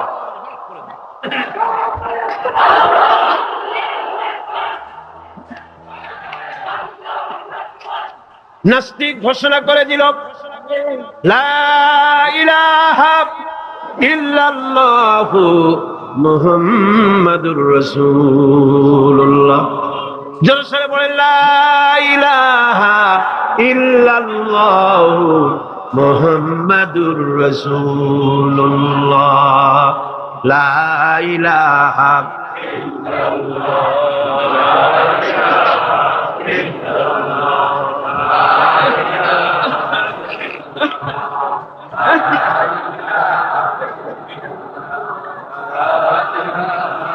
খালকুল্লাহ, তাহলে আল্লাহর সৃষ্টি। কার সৃষ্টি? বলেন সবাই খুশি হয়ে, কার সৃষ্টি? ফারুনি মাযা খালাকাল্লাযিনা মিন দুনি, আল্লাহ ছাড়া কে কি বানাইছে দেখো। সব কে বানিয়েছে? খুশি হইয়া, মুখ ফুলাইয়া জোরে কোন কে বানিয়েছে? ওই আল্লাহ রাব্বুল আলামিন বলেন, দুনিয়ার সব দিক থেকে চোখ ফিরাইয়া এবার নিজের দিকে তাকাও। ওয়াফি আনফুসিকুম ওয়াফি আনফুসিকুম আফালা তুবসিরুন, এমনকি তোমাদের নিজেদের মধ্যেও আমার নিদর্শন আছে। তারা কি তা অনুধাবন করে না? তোমার মধ্যেও আমার নিদর্শন আছে। কার মধ্যে? আমাদের মধ্যে। কোন কার মধ্যে? আমাদের মধ্যে আল্লাহর নিদর্শন আছে। মানুষ যদি তার নিজের দেহের প্রতি লক্ষ্য করে, তাহলে সে মহান আল্লাহ পাকের অসংখ্য কুদরত দেখতে পাবে। জোরে লাগো। যেমন একটি শিশু যখন জন্ম হয়, তখন তার হাড়ের পরিমাণ হয় 305টি। 305টি। পরে এগুলি একটা দুটো মিশে গিয়ে পরিমাণ দাঁড়ায় 206টি হাড়। 560টি পেশি দিয়ে এই হাড়গুলিকে বেঁধে রাখা হয়, এবং মোট গিরার পরিমাণ দাঁড়ায় 100 গিরা। আপনি কি জানেন আপনার আঙ্গুলের মাথা থেকে বাহু পর্যন্ত কয়টা গিরা আছে? গণবেন কখন? কিলাকিলি করি তো কুল পানবে। দেখেন না গিরা কতগুলা। আঙ্গুলের এই আঙ্গুলের মধ্যেই কতগুলা গিরা। এখানে গিরা, সেখানে গিরা, এখানে গিরা, এখানে গিরা, এখানে গিরা, বাহুতে গিরা। গিরা যদি একটাও না হতো, হাতটা হাত হইতো না। হাত কি হইতো? লাঠি। লাঠি হইতো। ভাত খাওয়া যাইতো না। ভাত খাইতে গেলে মাখানো লাগে কিনা? মাখানো লাগে না? মাখাইবেন কি দিয়ে? হাতগুলা, আঙ্গুলে গিরা নাই, সব কাঁটা চামচ। আর কেলুতে গিরা নাই, হাত ক্লোজ হবে না, নিজের মুখে আসবে না। দুই হাতের মাথায় একজন বসবে, একজন আর একজনের খাওয়াবে। তাও আবার খাওয়াই দিকে মুখের মধ্যে না গিয়ে নাকের সিধার মধ্যে গিয়ে ঢুকবে। হাসতেছেন? সুবহানাল্লাহ বল। ওয়াফি আনফুসিকুম আফালা তুবসিরুন, তোমার ভেতরে আমার নিদর্শন আছে, অনুধাবন করো। মানব শরীর এক আশ্চর্য মেশিন। সুবহানাল্লাহ, আশ্চর্য মেশিন। লক্ষ কোটি সেল এবং নার্ভ সেল দিয়ে জটিল মেশিন পত্রের সমন্বয় এই দেহ তৈরি করা হয়েছে, এবং এই শরীরের ভিতরে দুটো মূল্যবান জিনিস আছে। তার একটি হচ্ছে কন্ট্রোল রুম, যাকে বলা হয় ব্রেইন, যেটা কি ব্রেইন। আরেকটি হচ্ছে জেনারেটর, সেই জেনারেটরটা কি হার্ট, আপনার হৃৎপিণ্ড। ওয়াফি আনফুসিকুম আফালা তুবসিরুন। লক্ষ্য করো না কেমনে? তোমার শরীরের দিকে তাকাও না। Brain, control room. হার্টের কাজ হচ্ছে রক্তগুলিকে সার্কুলার করা, রক্তগুলিকে পৌঁছে দেওয়া সর্বত্র। যা খাচ্ছেন সমস্ত খাদ্যগুলিকে, রক্ত তৈরি হচ্ছে, হার্টের কাজ হলো এটাকে এইভাবে করে করে পৌঁছে দেওয়া। আর এই রক্তগুলি যদি না পৌঁছায়, শরীরের যে অংশে রক্ত পৌঁছাবে না সে অংশ কি হবে? প্যারালাইজড হবে, অবশ হবে। মাশাআল্লাহ, আপনারা সব ডাক্তার বুঝতে পারতেছেন, কথা বুঝে ফেলতেছেন, আলহামদুলিল্লাহ। রক্ত পৌঁছাবে না, প্যারালাইজড হয়ে যাবে। এই জন্য আল্লাহ কি করেছেন? পায়ের বুড়ো আঙ্গুল থেকে শুরু করে মস্তিষ্কের মাথা পর্যন্ত অসংখ্য নার্ভ, শিরা উপশিরা দিয়ে ভরে দিয়েছেন। কত শিরা, কত উপশিরা! চিকিৎসা বিজ্ঞানীরা বলেছেন মানুষের দেহের ভিতরে যত শিরা এবং উপশিরা আছে সবগুলি যদি বের করে একটার সাথে আর একটা গিরা দেওয়া হয়, তাহলে তা এত লম্বা হবে যা দিয়া গোটা পৃথিবী 3 বার ঘোরা যাবে। এই শিরা উপশিরা গুলি যদি ছিঁড়ে ছিঁড়ে শরীর থেকে বের করে করে পাশাপাশি যদি সাজানো হয়, তাহলে 3 একর জমিন লাগবে সাজায়া রাখতে। এত শিরা উপশিরা দিয়ে এই পৃথিবী, এই শরীরটাকে আল্লাহ পাক সাজিয়ে দিয়েছেন, গুছিয়ে দিয়েছেন। অসংখ্য শিরা উপশিরা। হার্টের কাজ হলো রক্ত আসতেছে পাঞ্চ করে করে, এভাবে করে করে রক্ত পৌঁছায় দিচ্ছে হার্ট থেকে, তার মাথা থেকে শুরু করে পা পর্যন্ত। হার্ট প্রতি মিনিটে 10 পাউন্ড রক্ত সঞ্চালন করছে। ব্যায়ামের সময় এর পরিমাণ গিয়ে দাঁড়ায় 30 পাউন্ড। এবং এক সময় যদি আপনি আহত হন, অনেকগুলি রক্ত যদি বেরিয়ে যায়, অন্তত 2.5 পাউন্ডের মতো রক্ত আপনার শরীরের মধ্যে সব সময় রিজার্ভ থাকে। কে রাখে? কে রাখে? কে রাখে? এবার আপনার হার্ট যদি দুর্বল হয়, হার্ট অ্যাটাক হয় না? চিটাগাঙ্গে নাও হইতে পারে, নাকি হয়? হার্ট যদি অ্যাটাক হয়, হার্ট অ্যাটাক হয় কেন? হার্টের যেই জিনিস ভেতর দিয়ে রক্তগুলি প্রবাহিত হয়, আর্টারি, এই আর্টারিগুলি যদি অতিরিক্ত চর্বির কারণে, অনেকে তো খায় জম্মের খাওয়া, ডাইনি বাই তাকায় না, সুবহানাল্লাহ, 4 আঙ্গুল কপাল বাদ দিয়ে সব পেট, খাওয়ার সময় বিসমিল্লাহ কয় না, শেষও আলহামদুলিল্লাহ কয় না, খায় আর কয় যা মজা হইছে, খা কুলু ওয়াতামাত্তাও। পাইকারি দরে খেলে পরে চর্বি হবে। এই চর্বিগুলো গিয়ে হার্টের যে আর্টারিগুলি আছে, রগ আছে, এই রগগুলির ভিতরে চর্বি জমে যায়। চর্বি জমার কারণে রক্ত পাস করতে পারে না, হার্ট অ্যাটাক করে। হার্ট অ্যাটাক করলে পরে রোগী যদি বেঁচে যায়, তাহলে বাইপাস অপারেশন করতে হয়। বাইপাস অপারেশন করতে যখন যায়, তখন তার জন্য রগ দরকার। ওই যেটা ব্লক হয়েছে ওটা ফেলে দিতে হবে, নতুন আরেকটা রগ লাগবে। এবার আপনি দেখেন, আমার আল্লাহর কুদরতের দিকে তাকান। আপনার হার্ট অ্যাটাক করতে পারে, নতুন করে একটা রগের দরকার হতে পারে। এই রগ গরুর রগ দিয়া হবে না, এই রগটা ছাগলের রগ দিয়া হবে না। কোথায় পাবেন রগ? কে দেবে আপনার রগ? আল্লাহ পাক আপনার পায়ের ভেতরে রানের মধ্য দিয়া স্পায়ার রগ সেখানে রেখে দিয়েছেন। হার্ট অপারেশন যখন করা হয়, ডাক্তারেরা ব্লক করা হার্ট, ওই রগটাকে ফেলে দিয়া উরুর ভিতর থেকে রগ বের করে কলিজার মধ্যে লাগায়া দেয়। সুবহানাল্লাহ। 2টি মাত্র কিডনি হলে, একটি মাত্র কিডনি হলে শরীরটা আপনার বেঁচে যায়। আল্লাহ রাব্বুল আলামিন শরীরের ভিতরে 2টা কিডনি দিয়েছেন। কিডনির নাম জীবন। কিডনির নাম কি? কিডনি অচল হলে আপনি অচল হয়ে যাবেন, শরীর ফুলে যাবে, আপনি মরে যাবেন তাড়াতাড়ি করে, রক্ত শূন্যতা দেখা দেবে। কিডনিকে বাঁচায় রাখা প্রত্যেকের জন্য জরুরি। আর কিডনি বাঁচাবার জন্য পানি খাবেন বেশি করে। কি খাবেন? কি খাবেন? পানি। সুবহানাল্লাহ, সুবহানাল্লাহ। এ পানি কার নিয়ামত, পানির অপচয় করবেন না। আমার নবী বলেছেন, প্রবাহমান নদীর ঘাটে বসেও 1 ফোঁটা পানির অপচয় করো না। নদীর ঘাটে বসেও পানির অপচয় করো না, সুবহানাল্লাহ। পানি নিয়ামত, পানি খান বেশি করে, কিডনি সচল থাকবে, আলহামদুলিল্লাহ।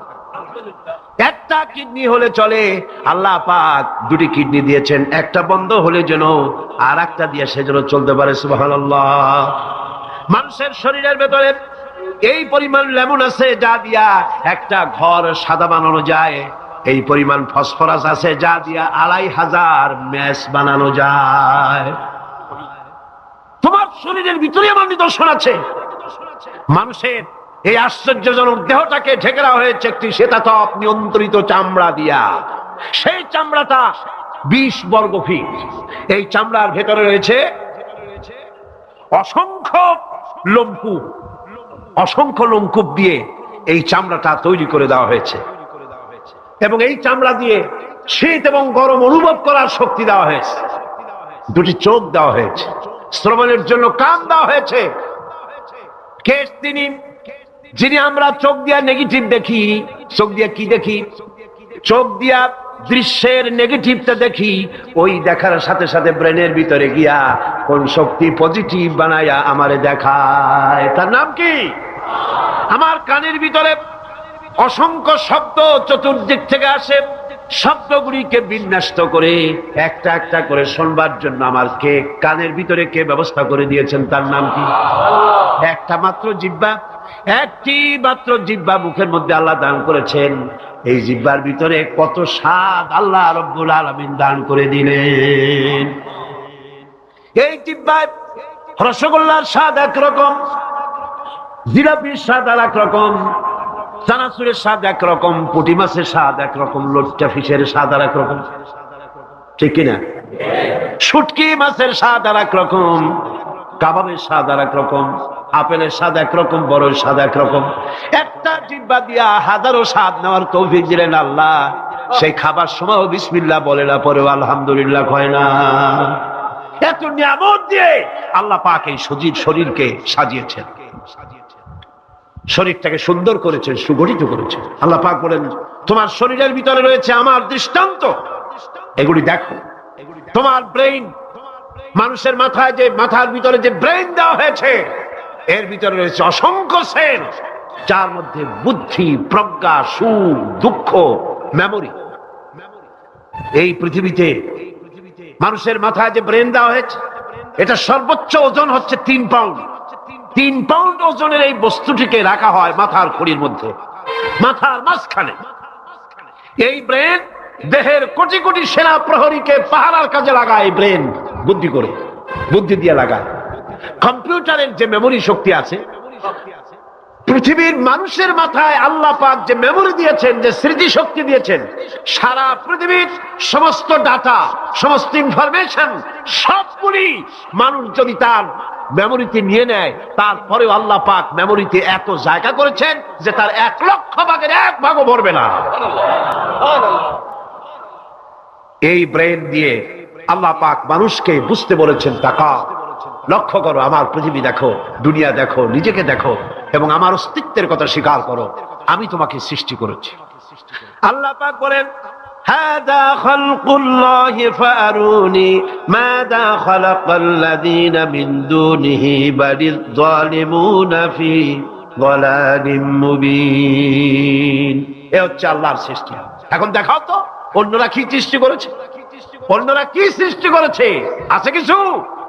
অন্যরা আল্লাহর জিনিস দিয়া, তারা আল্লাহর জিনিস দিয়ে জোড়াতালি দিয়ে তৈরি করেছে, কিন্তু সমস্ত সৃষ্টির মূল হচ্ছে আল্লাহ পাক।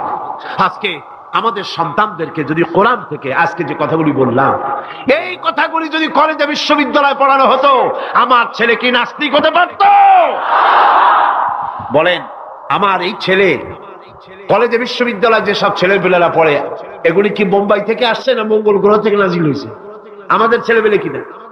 এই ছেলে যখন প্রাইমারি স্কুলে পড়তো, তখন রমজান মাসে সেহরি করতে না উঠাইলে সকাল বেলায় মা বাপের উপরে অভিমান করে, রাগ করে, কান্দাকাটি করে না খাইয়া সারাদিন রোজা রেখেছে, ঠিক না? বলেন আমার কথাটা ঠিক কিনা? এই ছেলেটি প্রাইমারি ছেড়ে হাই স্কুলে যখন গিয়েছে, তখনও সে নামাজ পড়তো, আলেম ওলামা দেখলে ভক্তি করত, শ্রদ্ধা করত। যেই না কলেজে ঢুকলো,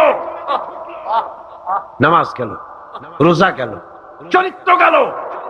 এরপরে আলেম ওলামা পীর বুজুর্গ দেখলি বলতে থাকে এরা এই দেশটারে খাইছে। দেশ খাইলো কেমন? আলেম ওলামারা তারা কি দেশে কখনো ক্ষমতায় গেছে? বলেন গেছে? আলেম ওলামা তো জীবনে ক্ষমতাই যায় নাই, তারা দেশ খাইলো কি করে? যারা ক্ষমতায় থাকে ওরা খায় না, যারা ক্ষমতায় যায় না ওরা খায় জম্মের খাওয়া। আশ্চর্য কথা, এরাই দেশটারে খাইছে। নামাজ নাই, রোজা নাই, তারপরে বলা শুরু করে আল্লাহ নাই। এরপরে ডুফুর্তি নো চিন্তা, জেনা, ব্যভিচার, মদ, জুয়া ইত্যাদিতে লিপ্ত হয়ে গেল। আমার সোনার টুকরা ছেলে যেই না গেল বিশ্ববিদ্যালয়, কয়লার টুকরায় পরিণত হয়ে গেল। ঠিক কিনা? এটা কে করলো? কে করলো? করেছে এক শ্রেণীর শিক্ষক নামের কলঙ্ক, যারা শান্তিনিকেতনের গোলাম, যারা মার্কস এবং লেনিনের গোলাম, মাও সেতুংয়ের গোলাম। এই গোলামেরা দুনিয়ার মানুষকে, আমার সন্তানগুলিকে ধ্বংস করে দিল। আর যদি আমি আলোচনার শুরুতেই বলেছিলাম, যদি কোরআন এবং সুন্নাহ যদি পড়ানো হতো কলেজ বিশ্ববিদ্যালয়, তাহলে আমার এই সন্তানগুলি চোর হতো না, ডাকাত হতো না, জেনাকার হতো না, বদমাশ হতো না, খাঁটি মুসলমান হয়ে বেরিয়ে আসতো, যা দেখলে আমাদের চক্ষু ঠান্ডা হয়ে যেত। জোরে বলেন সুবহানাল্লাহ। সেই ধরনের এই কোরআন ভিত্তিক শিক্ষা ব্যবস্থা বাংলাদেশে চালু হোক, তা কি আপনারা চান? জোরে বলেন চান? যারা যারা চান দু হাত উঁচু করে দেখান।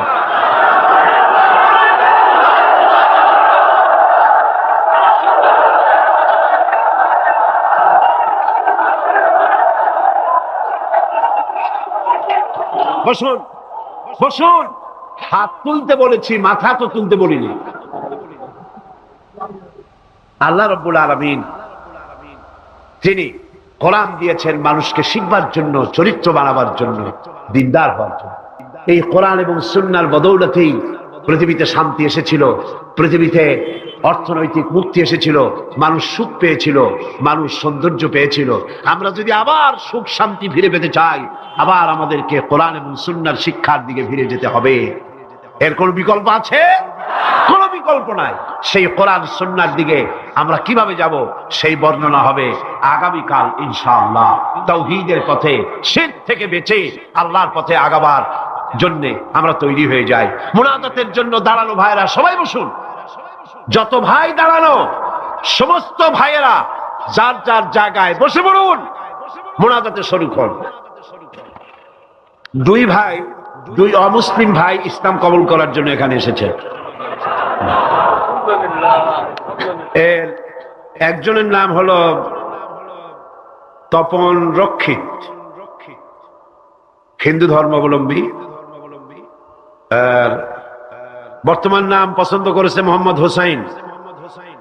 আর একজনের নাম শ্রী দীপক চন্দ্র হাওলাদার, এও হিন্দু ধর্মের অনুসারী।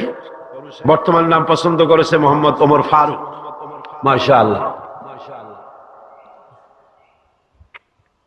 লা ইলাহা ইল্লাল্লাহু মুহাম্মাদুর রাসূলুল্লাহ। আল্লাহ ছাড়া কোন ইলাহ নাই, মাবুদ নাই, উপাস্য নাই। তিনি এক, যিনি একক। মুহাম্মদ সাল্লাল্লাহু আলাইহি ওয়াসাল্লাম আল্লাহ প্রেরিত রাসূল। জোরে বলো, আশহাদু আল্লা ইলাহা ইল্লাল্লাহু ওয়াহদাহু লা শারীকা লাহু ওয়া আশহাদু আন্না মুহাম্মাদান আবদুহু ওয়া রাসূলুহু। আমি সাক্ষ্য দিচ্ছি আল্লাহ ছাড়া কোনো ইলাহ নাই, মাবুদ নাই, উপাস্য নাই। তিনি এক, তিনি একক, তার কোনো অংশীদার নাই। আমি আরো সাক্ষ্য দিচ্ছি মুহাম্মদ সাল্লাল্লাহু আলাইহি ওয়াসাল্লাম আল্লাহর প্রেরিত রাসূল এবং তার বান্দা। সকলকে বলো আসসালামু আলাইকুম।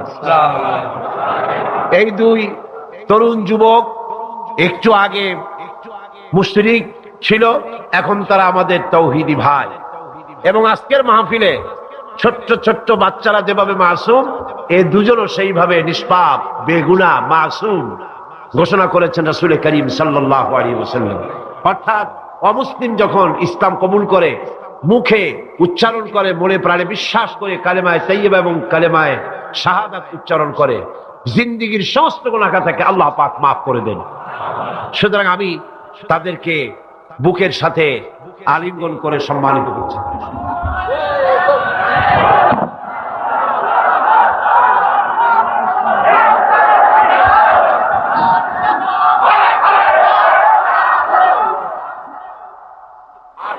اللهم آمين. ربنا ظلمنا أنفسنا وإن لم تغفر لنا وترحمنا لنكونن من الخاسرين.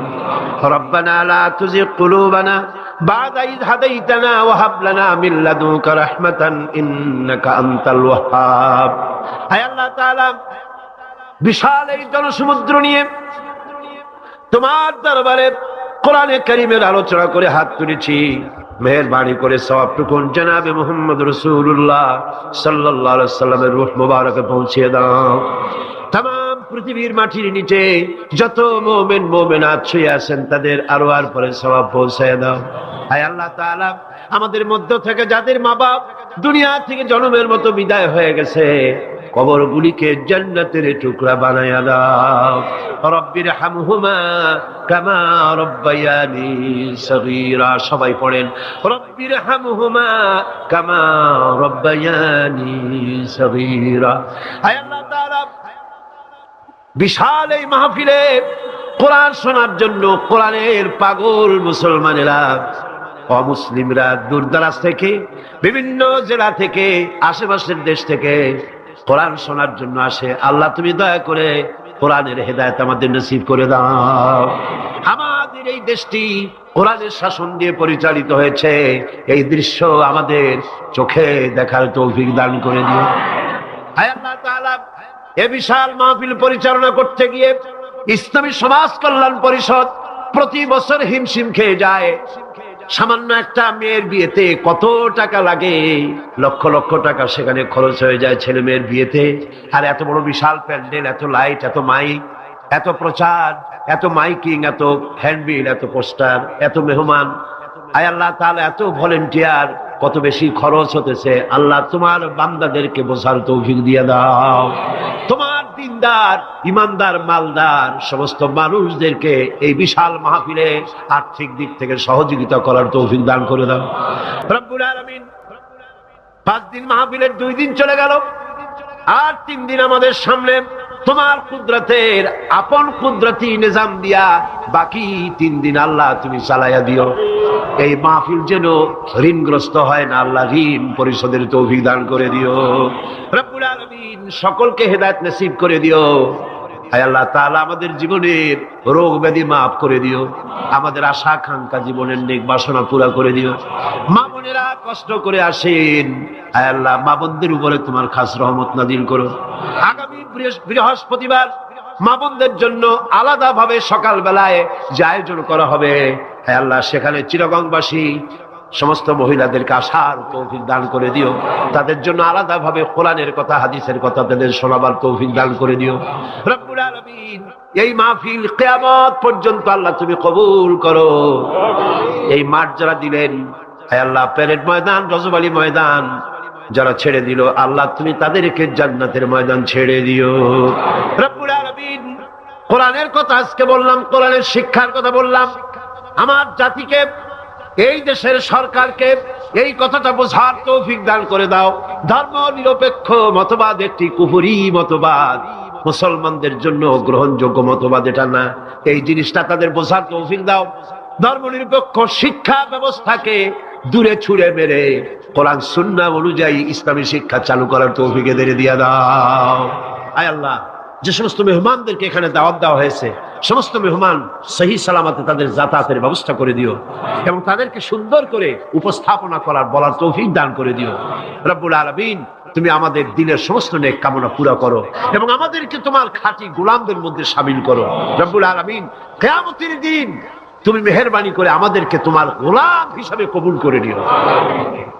ربنا تقبل منا إنك أنت السميع العليم وتب علينا إنك أنت التواب الرحيم سبحان ربك رب العزة عما يصفون وسلام على المرسلين الحمد لله رب العالمين واجعل آخر كلمة عند الموت لا إله إلا الله محمد رسول الله السلام عليكم ورحمة الله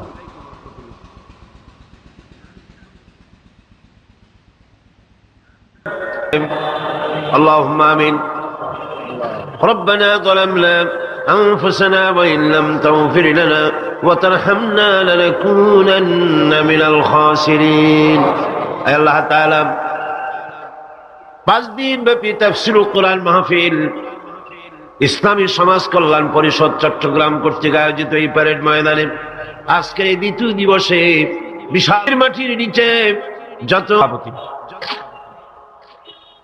আল্লামা হযরত মাওলানা শামসুদ্দিন সাহেব মদ্দুজুল আলী আজকের এই মঞ্চের রৌনক বখশ মেহমান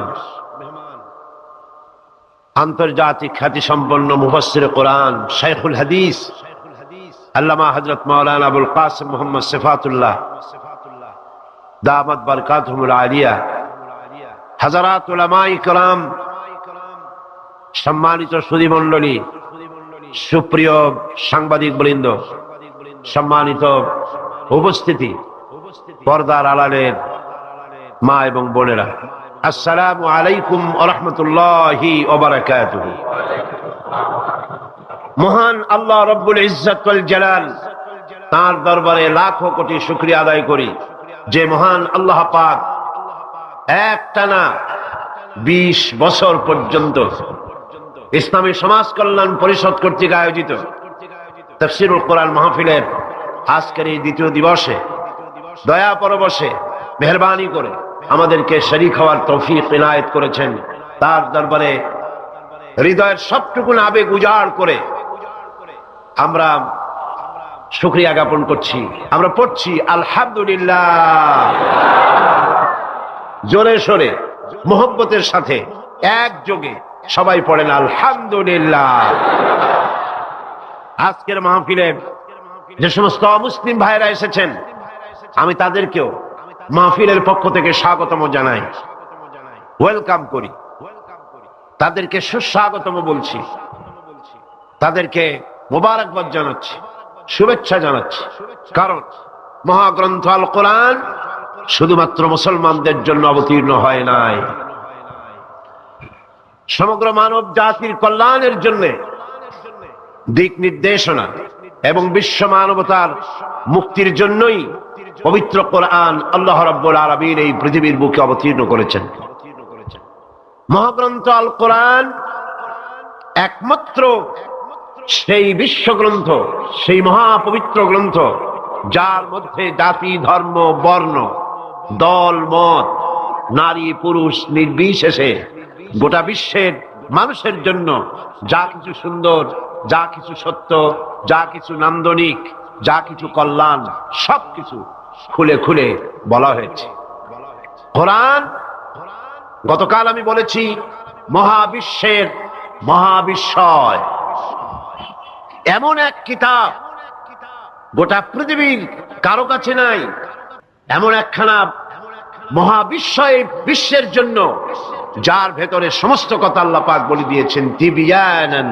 লিকুল্লি শাই সবকিছুকে খুলে খুলে আল্লাহ পাক বয়ান করেছেন আলহামদুলিল্লাহ এর ভেতরে রয়েছে বিজ্ঞান দর্শন ইতিহাস খতত্ব ভূতত্ত্ব নৃতত্ত্ব রয়েছে বোটানি জুলজি রয়েছে অ্যানাটমি সার্জারি বোটানিক্যাল ব্যাপার স্যাপার political science philosophy medical science কি নাই স্বরাষ্ট্রনীতি পররাষ্ট্রনীতি যুদ্ধ সন্ধি চুক্তি উত্তরাধিকার আইন মিরাসি আইন যাকে বলা হয় ফৌজদারি দণ্ডবিধি জীবন সমাজ রাষ্ট্র ইহকালের শান্তি পরকালের মুক্তি যা কিছু প্রয়োজন সবকিছুকেই আল্লাহ পাক এই কোরআনে কারীমের মধ্যে মানুষের জন্য হাদিয়া হিসেবে সর্বশেষ সর্বশ্রেষ্ঠ নিয়ামত হিসেবে বিশ্ববাসীর জন্য দান করেছেন। সুবহানাল্লাহ। আজ সৌভাগ্যবান জাতি পৃথিবীর এই মুসলমান, পৃথিবীর মানুষ, পৃথিবীর শ্রেষ্ঠ সৌভাগ্যবান জাতি মুসলমান, যেহেতু কোরআন তাদের কাছে আছে। আমি কথা মনে প্রাণে বিশ্বাস করি, হয়তো আপনারা আমার সাথে একমত হবেন, আমাদের দেশের কলেজ বিশ্ববিদ্যালয়গুলিতে মাদ্রাসা শিক্ষার মতো কোরআন হাদিসকে যদি বাধ্যতামূলক করে 30 পারা কোরআন শরীফের তাফসীর পড়ানো হতো, যদি 6খানা বিশুদ্ধ হাদিসে প্রতিটি হাদিস অর্থ এবং ব্যাখ্যা সহকারে পড়ানো হতো, তাহলে শিক্ষাঙ্গনগুলি থেকে ডাকাত, দর্শনকারী, চোর, মাস্তান, চাঁদাবাজ বেরোতো না। শিক্ষাঙ্গনগুলি থেকে বেরোতো কি? শিক্ষাঙ্গনগুলি, কলেজ বিশ্ববিদ্যালয়গুলি আমাদেরকে উপহার দিত খান জাহান আলী, উপহার দিত শাহ আমানত, শাহ মখদুম, উপহার দিত শহীদ তিতুমির, সালাউদ্দিন আইয়ুবী, জামালউদ্দিন আফগানির মতো দেশ প্রেমিক নেতা, বিশ্বজোড়া নেতা, উপহার দিয়ে দেশকে তারা ধন্য করে দিত। ওনারা বলছেন মাদ্রাসা শিক্ষার প্রয়োজন নাই, ধর্ম শিক্ষার প্রয়োজন নাই। এ ব্যাপারে কিছু সংখ্যক শিক্ষক নামের কুলাঙ্গার তারা রিপোর্ট, চিঠিপত্র, সেমিনার করে করে শিক্ষা মন্ত্রণালয় এবং প্রধানমন্ত্রীর কাছে রিপোর্ট পাঠাচ্ছেন। মুসলমান নামের কলঙ্ক, শিক্ষক নামের কুলাঙ্গার, ঠিক কিনা কর? আজ পর্যন্ত এই পৃথিবীতে সত্য, সত্যবাদিতা, সততা, ন্যায়নিষ্ঠা, চরিত্র, ভদ্রতা, ভালোবাসা, পরোপকার, ভালো ভালো গুণাবলী পৃথিবীতে যতটুকুন অবশিষ্ট আছে তা অবশ্যই মাদ্রাসা শিক্ষার কারণেই আছে, অবশ্যই তা কোরআন এবং হাদিসের শিক্ষার কারণেই আছে। সুতরাং আজ দেশ থেকে অন্যায়, অসত্য এবং সন্ত্রাস, ধর্ষণ, চাঁদাবাজি, মাস্তানি, সুদ, ঘুষ যদি বন্ধ করতে হয়, ইসলামী শিক্ষা বাধ্যতামূলক করতে হবে, এর কোনো বিকল্প নাই। ইসলামী শিক্ষার বিরুদ্ধে যারা উঠে পড়ে লেগেছেন তাদের জানতে হবে, আপনারা এই দেশের জনগণের রিভিনিউ দিয়া, এই দেশের 12 কোটি মুসলমানের রক্তার্জিত পয়সা দিয়ে আপনার বউর পরনের শাড়ি পেঁচানো হয়েছে। এদেশের 12 কোটি মুসলমানের রক্তার্জিত পয়সা দিয়ে আপনার গাড়ির চাকা ঘোরে। আপনার বাড়িতে এসি, টিভি, আপনার বাড়িতে সুখ, সৌন্দর্য যা কিছু আছে এদেশের মুসলমানদের রক্তের বিনিময়টা আছে। সুতরাং ভারতকে খুশি করার জন্য ইসলামী শিক্ষার বিরুদ্ধে যে ষড়যন্ত্র চালু হয়েছে, সেই ষড়যন্ত্রের বিরুদ্ধে সকল জাতিকে, জাতি, ধর্ম নির্বিশেষে ঐক্যবদ্ধ হয়ে প্রতিবাদ গড়ে তুলতে হবে, প্রতিরোধ গড়ে তুলতে হবে।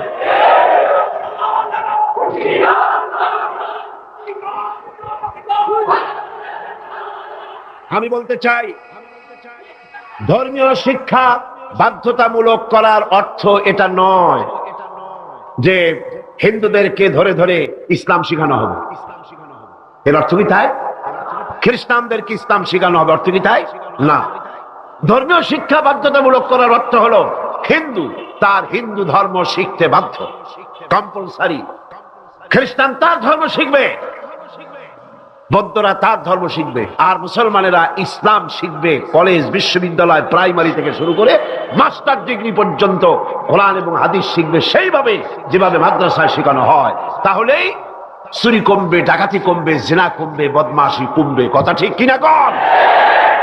একটি প্রমাণ দিয়ে মূল আলোচনায় ফিরে যাব।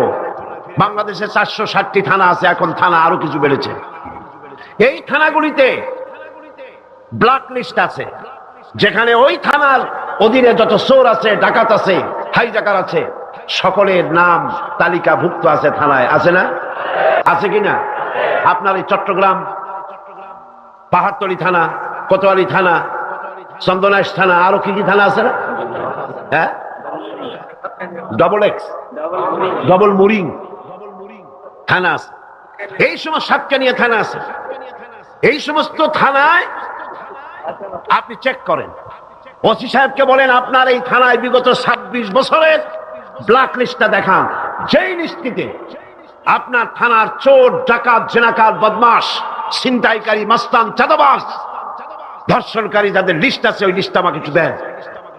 দেখুন 26 বছরের এই লিস্টের ভিতরে মৌলানা সাহেবের নাম আছে কয়টা? হাফেজে কোরআনের নাম আছে কয়টা? মাদ্রাসা শিক্ষকের নাম আছে কয়টা? চোর, ডাকাত, লুটেরার নাম আছে কয়টা? অর্থ কি দাঁড়ালো? অর্থ দাঁড়ালো এই মাদ্রাসা শিক্ষা জাতিকে উপহার দেয় সৎ এবং চরিত্রবান নাগরিক। কলেজ বিশ্ববিদ্যালয়কে আমি খারাপ বলি না, পাত্র তো নিশ্চয়ই ভালো, এ মাইক তো অবশ্যই ভালো, তাফসীর হবে ভালো, বক্তব্য হবে ভালো, জাতি গঠনের কথা হবে ভালো, কিন্তু অশ্লীল গান যখন এটা দিয়ে প্রচার হবে তখন মাইক খারাপ না যে গায় সে খারাপ? তাহলে কলেজ বিশ্ববিদ্যালয় নিশ্চয়ই খারাপ নয়। কলেজ বিশ্ববিদ্যালয় পবিত্র শিক্ষাঙ্গন, অপবিত্র দুষ্ট হচ্ছে সেই সরকার যে সরকার কলেজ বিশ্ববিদ্যালয় থেকে ভালো চরিত্রবান ছাত্র তৈরির জন্য শিক্ষানীতি ইসলামী করে না। আল্লাহ রাব্বুল আলামিন এই জাতিকে সুমতি দান করুন বলি আমিন। কোরআন কি শিখায়? আসুন কোরআনের কাছে যাই। কোরআনের শিক্ষানীতি আমরা আসছি, সেদিকে সরকারকে বুঝাতে চাই। নিশ্চয়ই সরকারের কেরামন কাতিবিনরা এখানে ঘোরাফেরা করতেছেন, আছে না? ভালো করে লিখেন, উল্টা পাল্টা করে লিখবেন না, যেহেতু কলম বুমেরাং হতে সময় লাগে না, সময় লাগে না। যেটা বলি সেটাই লিখেন, সরকারকে জানিয়ে দেন দেশের জনগণ কুদরতে খোদা শিক্ষা কমিশন রিপোর্টকে ধিক্কার দেয়, থুথু নিক্ষেপ করে। এদেশের 12 কোটি জনগণ তারা চায় এই কোরআনের শিক্ষা। কিসের শিক্ষা? কোরআনের শিক্ষা।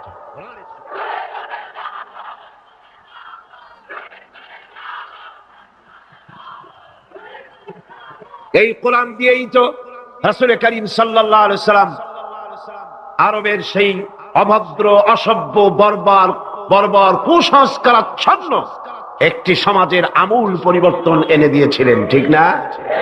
এটা সেই কোরআন। গত 20 বছর ধরে এই মঞ্চে যত কথা আল্লাহ বলেছেন সাক্ষী দেন। আমি কোনদিন বলেছি এটা আমার বাবার কথা বলেছি? আমরা বাবার কথা বলতে আসি না, বাবার দালালি করতে আসি না। আমরা দালালি করি ঠিকই, আমরা অবশ্যই দালালি করি। সে দালালি পৃথিবীর কোন রাষ্ট্রের নয়, কোন ব্যক্তির নয়।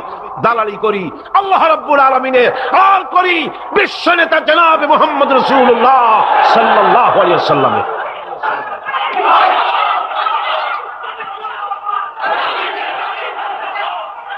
এই দালালি যদি অপরাধ হয়, এই দালালি যদি অপরাধ হয়, তাহলে এই অপরাধের জন্য ফাঁসির মঞ্চে চড়তে রাজি আছি।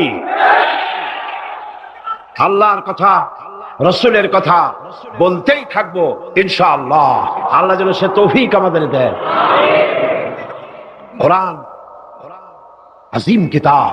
বঞ্চিত হতভাগ্যরা কোরআনের মাহফিলও আসে না, কোরআন শুনতেও আসে না, পড়েও নাই জীবনে, শুনতেও আসে না।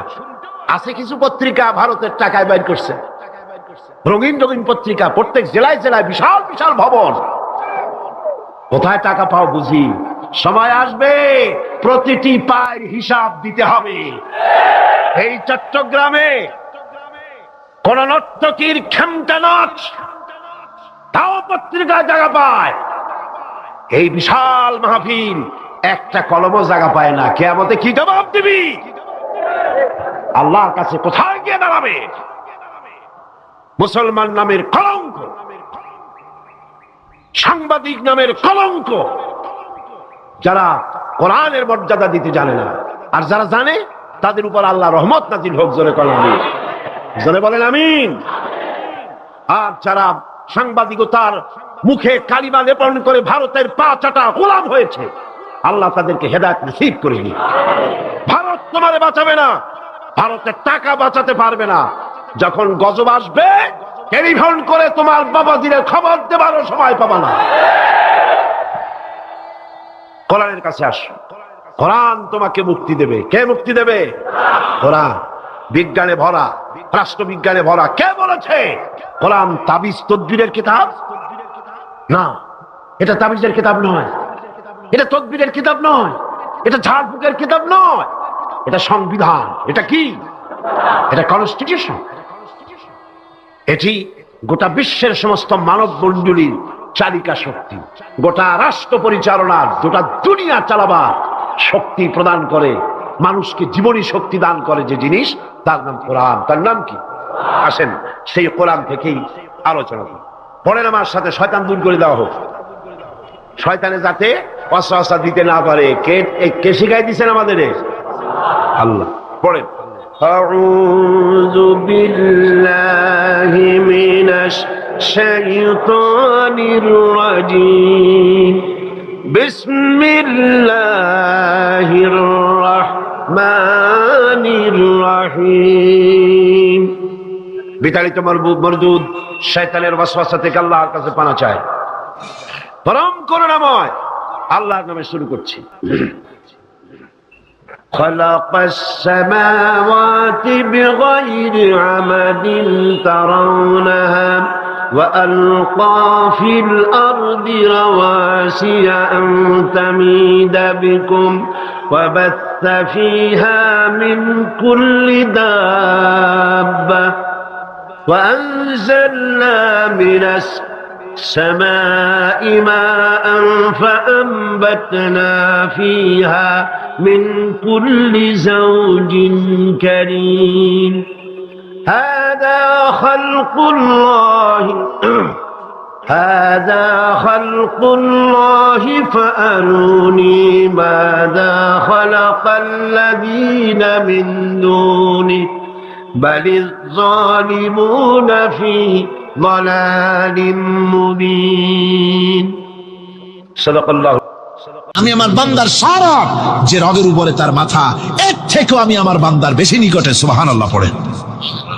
আমি তোমার কাছে, আমার কাছে মাপ চাও, যত বড় গুনাহ হোক। ওয়াকালা রাব্বুকুম উদউনি আস্তাজিব লাকুম, তোমার প্রভু তোমাকে ডেকে বলেছে আমাকে ডাকো, আমি মাফ করে দেব। সুবহানাল্লাহ বিহামদিহি।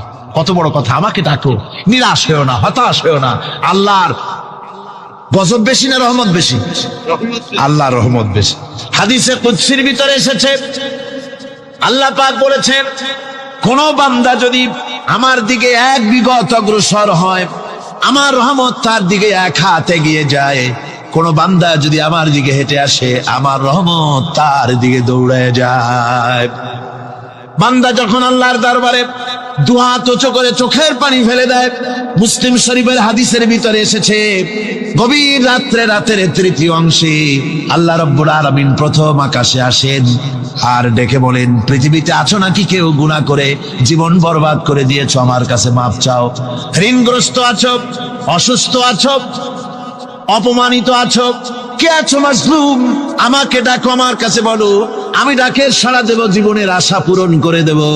ওই সময় যেই সমস্ত লোকেরা কাঁদে তাহাজ্জুদের নামাজ পড়ে, আল্লাহ জিজ্ঞেস করেন ফেরেশতারা, অমুক অমুক দেশ অমুক অমুক বান্দারা কাঁদে কেন? ফেরেশতারা বলে, রব্বুল আলামিন তুমি তো ভালো করে জানো। আল্লাহ বলেন, জানি, তবু তোমাদের মুখে শুনতে চাই। তারা বলে, রব্বুল আলামিন তোমার এই বান্দা গুনাহ করেছে, গুনাহর জন্য মাফ চায়, জাহান্নাম থেকে বাঁচতে চায়। আল্লাহ পাক বলেন, ফেরেশতারা আমার এই বান্দারা আমারে দেখেছে নাকি? বলে দেখে নাই। বলে আমার দোজখ দেখেছে নাকি? বলে না, তাও দেখে নাই। আমার বেহেশত দেখেছে নাকি? বলে না, তাও দেখে নাই। আল্লাহ পাক বলেন, ফেরেশতারা সাক্ষী থাকো, ওরা আমাকে দেখে নাই, আমার বেহেশত দোজখ কিছুই দেখে নাই, শুধুমাত্র আমার নবীর কথা, আমার কোরআনের কথা বিশ্বাস করে আরামের ঘুমকে হারাম করে যেভাবে তারা কাঁদতেছে, সাক্ষী থেকে যাও ফেরেশতারা, আমার রহমতের দরিয়ায় জোশ মেরেছে, আমার ওই ক্রন্দনরত বান্দাগুলিকে আমি আল্লাহ মাফ করে দিলাম। সুতরাং মুমিন বান্দা যারা, আল্লাহর মুমিন বান্দা যারা, এই ঈমানের কোয়ালিটি, এটাও হতাশায় নিরাশায় ভেঙে পড়বে না। গুনাহ তো মানুষই করে, গুনাহ হয়ে গেছে, মাপ চাও। তোমার গুনাহ কদ্দুর? তোমার গুনাহ যদি হয় পাহাড় সমান, আল্লাহর রহমত আকাশ সমান। জাহান্নামের কঠিন শাস্তি থেকে বাঁচতে হলে আল্লাহর প্রতি ঈমান আনতে হবে। আর ঈমান আনলে যে কোয়ালিটিগুলি হওয়া উচিত সেগুলি আমি আপনাদের সামনে আলোচনা করছি। এরপরে আরেকটি কোয়ালিটি হবে মুমিনের, তা হলো কঠোর কঠিন বিপদে অবিচল থাকবে, বিপদে ভেঙে পড়বে না। বিপদ আপদ শত্রুতা ক্ষয় ক্ষতি যা কিছু হয় সবই আল্লাহর পক্ষ থেকে, এটা মেনে নিতে হবে এবং ধৈর্য ধারণ করতে হবে। বিপদ মুসিবত শুধু উম্মতের জন্য নয়, দুনিয়ার সমস্ত নবীদের বিপদ এসেছে, হয় নাই? নবীদের বিপদ আসে নাই? কোরআনে কারীম থেকে শুনুন, আল্লাহ রাব্বুল আলামিন বলেন, ওয়া কাযালিকা জাআলনা লিকুল্লি নাবিয়্যিন আদুওয়াম মিনাল মুজরিমিন। আল্লাহ পাক বলেন, এমনি করে আমি সকল নবীদের শত্রু বানিয়ে দিয়েছি সব পাপিষ্ঠ আর অপরাধ প্রবণ লোকদেরকে। প্রত্যেক যুগে নবীদের শত্রু ছিল, প্রত্যেক যুগে নবীদের কি ছিল? শত্রু ছিল। সে শত্রু কারা ছিল? আল্লাহ পাক বলছেন নবীদের শত্রু ছিল পাপিষ্ঠ আর অপরাধ প্রবণ লোক, এরাই ছিল নবীদের দুশমন। রাসূলগণের অবস্থা যদি এই হয় তাহলে তার উম্মত, ওই দিনের ধারক বাহক যারা, তাদের বুঝি বিপদ আপদ হবে না নাকি? হবে কিনা? তো ইসলামের বিরোধিতা যারা করে, কোরআনের পরিভাষায় বলা হয়েছে ইসলামের দুশমন, নবীদের দুশমন। দুনিয়ার সব পাপিষ্ঠ আর অপরাধ প্রবণ লোকেরাই ইসলামের দুশমন হয়, নবীদের দুশমন হয়। আজও দেখেন, আজও তাকিয়ে দেখেন, ইসলামী আন্দোলনের বিরোধিতা যারা করে তারা পাপিষ্ঠ চরিত্রের কিনা তাকায় দেখেন, খুঁজে দেখেন, সর্বত্র খুঁজে দেখুন, খুঁজে দেখুন। যারা ইসলামী আন্দোলনের বিরোধিতা করে, যারা ইসলামকে মিটিয়ে দেওয়ার চেষ্টা করতেছে, যারা ইসলামকে মৌলবাদ বলে, ইসলামকে সাম্প্রদায়িক বলে, কোরআনে কারীমের কথা কত স্পষ্ট যে নবীদের দুশমন হয়, ইসলামের দুশমন হয় মুজরিম লোকেরা, অপরাধ প্রবণ আর পাপিষ্ঠ লোকেরা। আজও আমরা দেখতে পাই এই শ্রেণীর লোকেরা পাপিষ্ঠ এবং সবচাইতে সমাজের নিকৃষ্ট ধরনের চরিত্রহীন লোক। নামাজ নাই। আপনি খুঁজে দেখেন ইসলামী আন্দোলনের বিরোধিতা যারা করছে, যারা নেতৃত্ব দিচ্ছে, নামাজ নাই, রোজা নাই, চরিত্র নাই, হজ নাই, যাকাত নাই, মদ, জুয়া, জেনা, ব্যভিচার ইত্যাদিতে লিপ্ত। চেহারা দেখলে ছেলেপেলেরা 2 গ্লাস পানি খায় ভর ওঠে। কথা ঠিক কিনা কয়? এই হলো অবস্থা। মারে কেন? মুমিনদেরকে, পয়গম্বরদেরকে, সাহাবীদেরকে এবং ঈমানদারদেরকে মারে কেন? তার কারণ হচ্ছে আল্লাহ রাব্বুল আলামিন বলেছেন, ওয়া মা নাকামু মিনহুম ইল্লা আইয়ুমিনু বিল্লাহিল আজিজিল হামিদ। কাফিররা ঈমানদার লোকদেরকে অন্য কোন অপরাধী নির্যাতন চালায় না, নির্যাতন চালায় শুধু এই কারণে যেহেতু মুমিন লোকেরা পরাক্রমশালী, আল্লাহ রাব্বুল আলামিনের দ্বীনকে কায়েম করতে চায়, তার উপরে ঈমান এনেছে, এই কারণেই তারা মারে। ঠিক কিনা কন? যুগে যুগে নবীদের উপরে, সাহাবীদের উপরে যে অত্যাচার হয়েছে, সেই অত্যাচার এই কারণেই হয়েছে, অন্য কোনো কারণে নয়।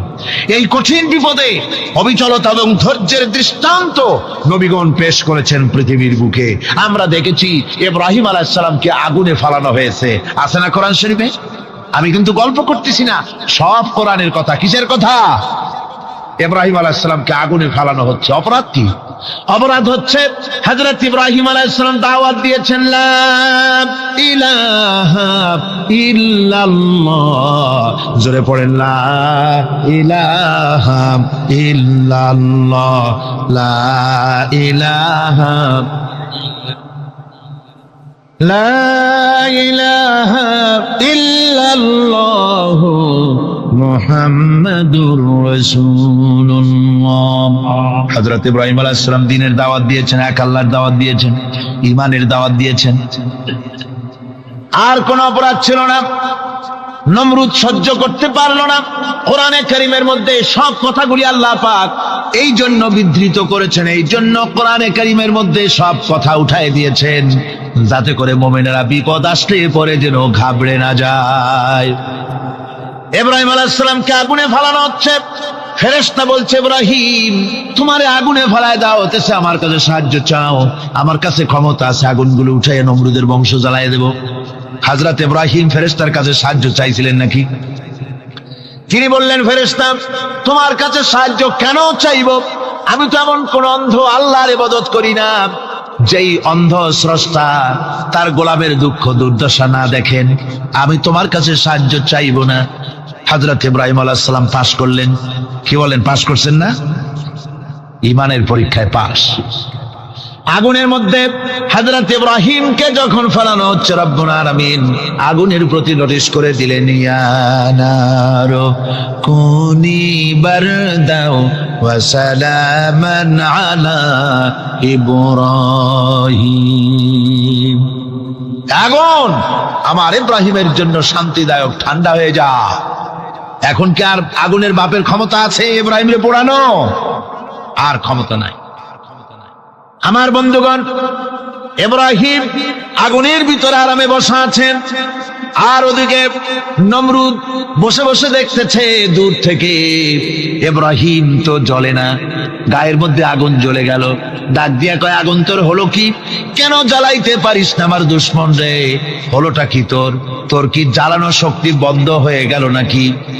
আগুনের ভিতর থেকে জবাব এলো, নমরুদ রে, আমার ভিতরে জ্বালানো শক্তি আছে কি নাই যদি প্রমাণ করতে চাও, টেস্ট করতে চাও, তুই নিজে আয়। তোরে শুদ্ধ তামাম দুনিয়া জ্বালাই দিতে পারি, ইব্রাহিমের এক গাছা পশমও জ্বালাই দিতে পারি না। তার কারণ হচ্ছে আমি হচ্ছি মাখলুক, আল্লাহ হচ্ছেন খালিক। আল্লাহ আমাকে বলেছেন না জ্বালাতে, তুমি 1000 বার বললেও আমি ইব্রাহিমকে জ্বালাইতে পারবো না। কোরআনে কারিমে ঘটনা বলে মুমিনদেরকে সাহস দেওয়া হচ্ছে, মুমিনেরা দ্বীনের কাজ করতে গিয়ে বিপদ আবাজ আসবে, ঈমানের দাবি হলো বিপদ আসবে। আর বিপদ আসলে ঘাবড়ায় যেও না, মুসিবতে পড়ে চিন্তায় পেরেশানে হয়রান হয়ে যেও না। বিশ্বকবি আল্লামা ইকবাল কি সুন্দর করে বলেছেন, আজ ভি हो जू इब्राहिम का इमा पैदा आग कर सकती है एक अंदाज गुलिस्तां पैदा। ইব্রাহিমের ঈমান যদি আজিও কোথাও হয় বিদ্যমান, করতে পারেন অগ্নিকুণ্ডে খুবসুরত এক গুলিস্তান।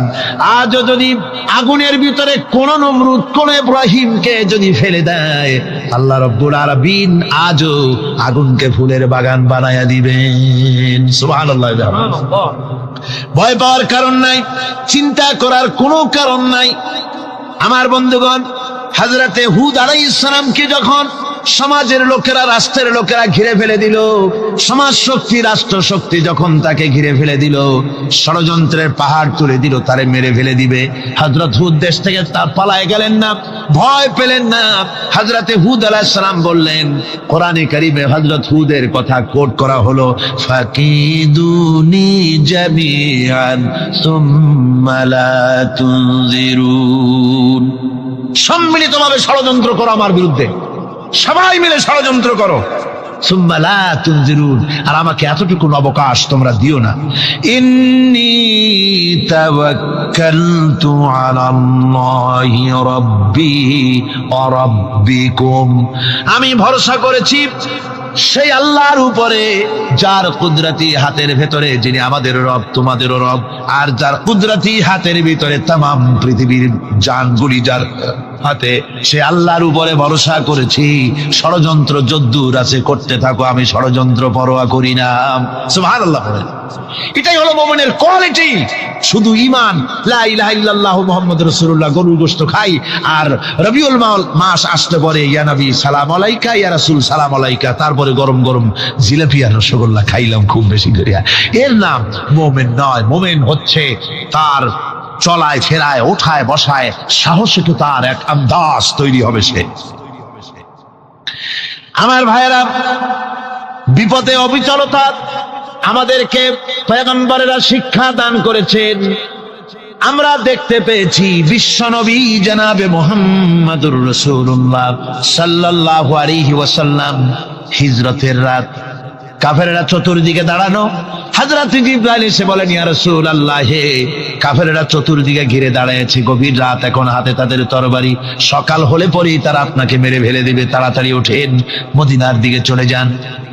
আল্লাহ নবী ঘুমের থেকে জেগে হযরত আলীকে ডেকে বলেন, আলী, আল্লাহ অর্ডার করেছেন, আমি মদিনায় চললাম, আমার বিছানার পরে আমার চাদর গায়ে দিয়ে শুয়ে থাকো। হযরত আলী বলেন, আল্লাহর হাবিব, আপনার চাদর গায়ে দিয়ে ঘুমিয়ে থাকবো। সকালবেলায় কাফির বেঈমানেরা আপনার বিছানার পরে আপনার চাদর গায়ে দেওয়া অবস্থায় আমি আলীকে তারা মোহাম্মদ মনে করবে, আর আমি আলীকে নবী মনে করে তারা তাদের তরবারি দিয়া কেটে কেটে টুকরা টুকরা করে আমারে বিদায় করে দেবে দুনিয়া থেকে। এতটুকুনো পরোয়া করি না, বরং আমার দিলের মধ্যে এটাই তৃপ্তি থাকবে যে আমি আলীর জীবনের বিনিময় আল্লাহর হাবিব দুনিয়ায় বেঁচে আছেন।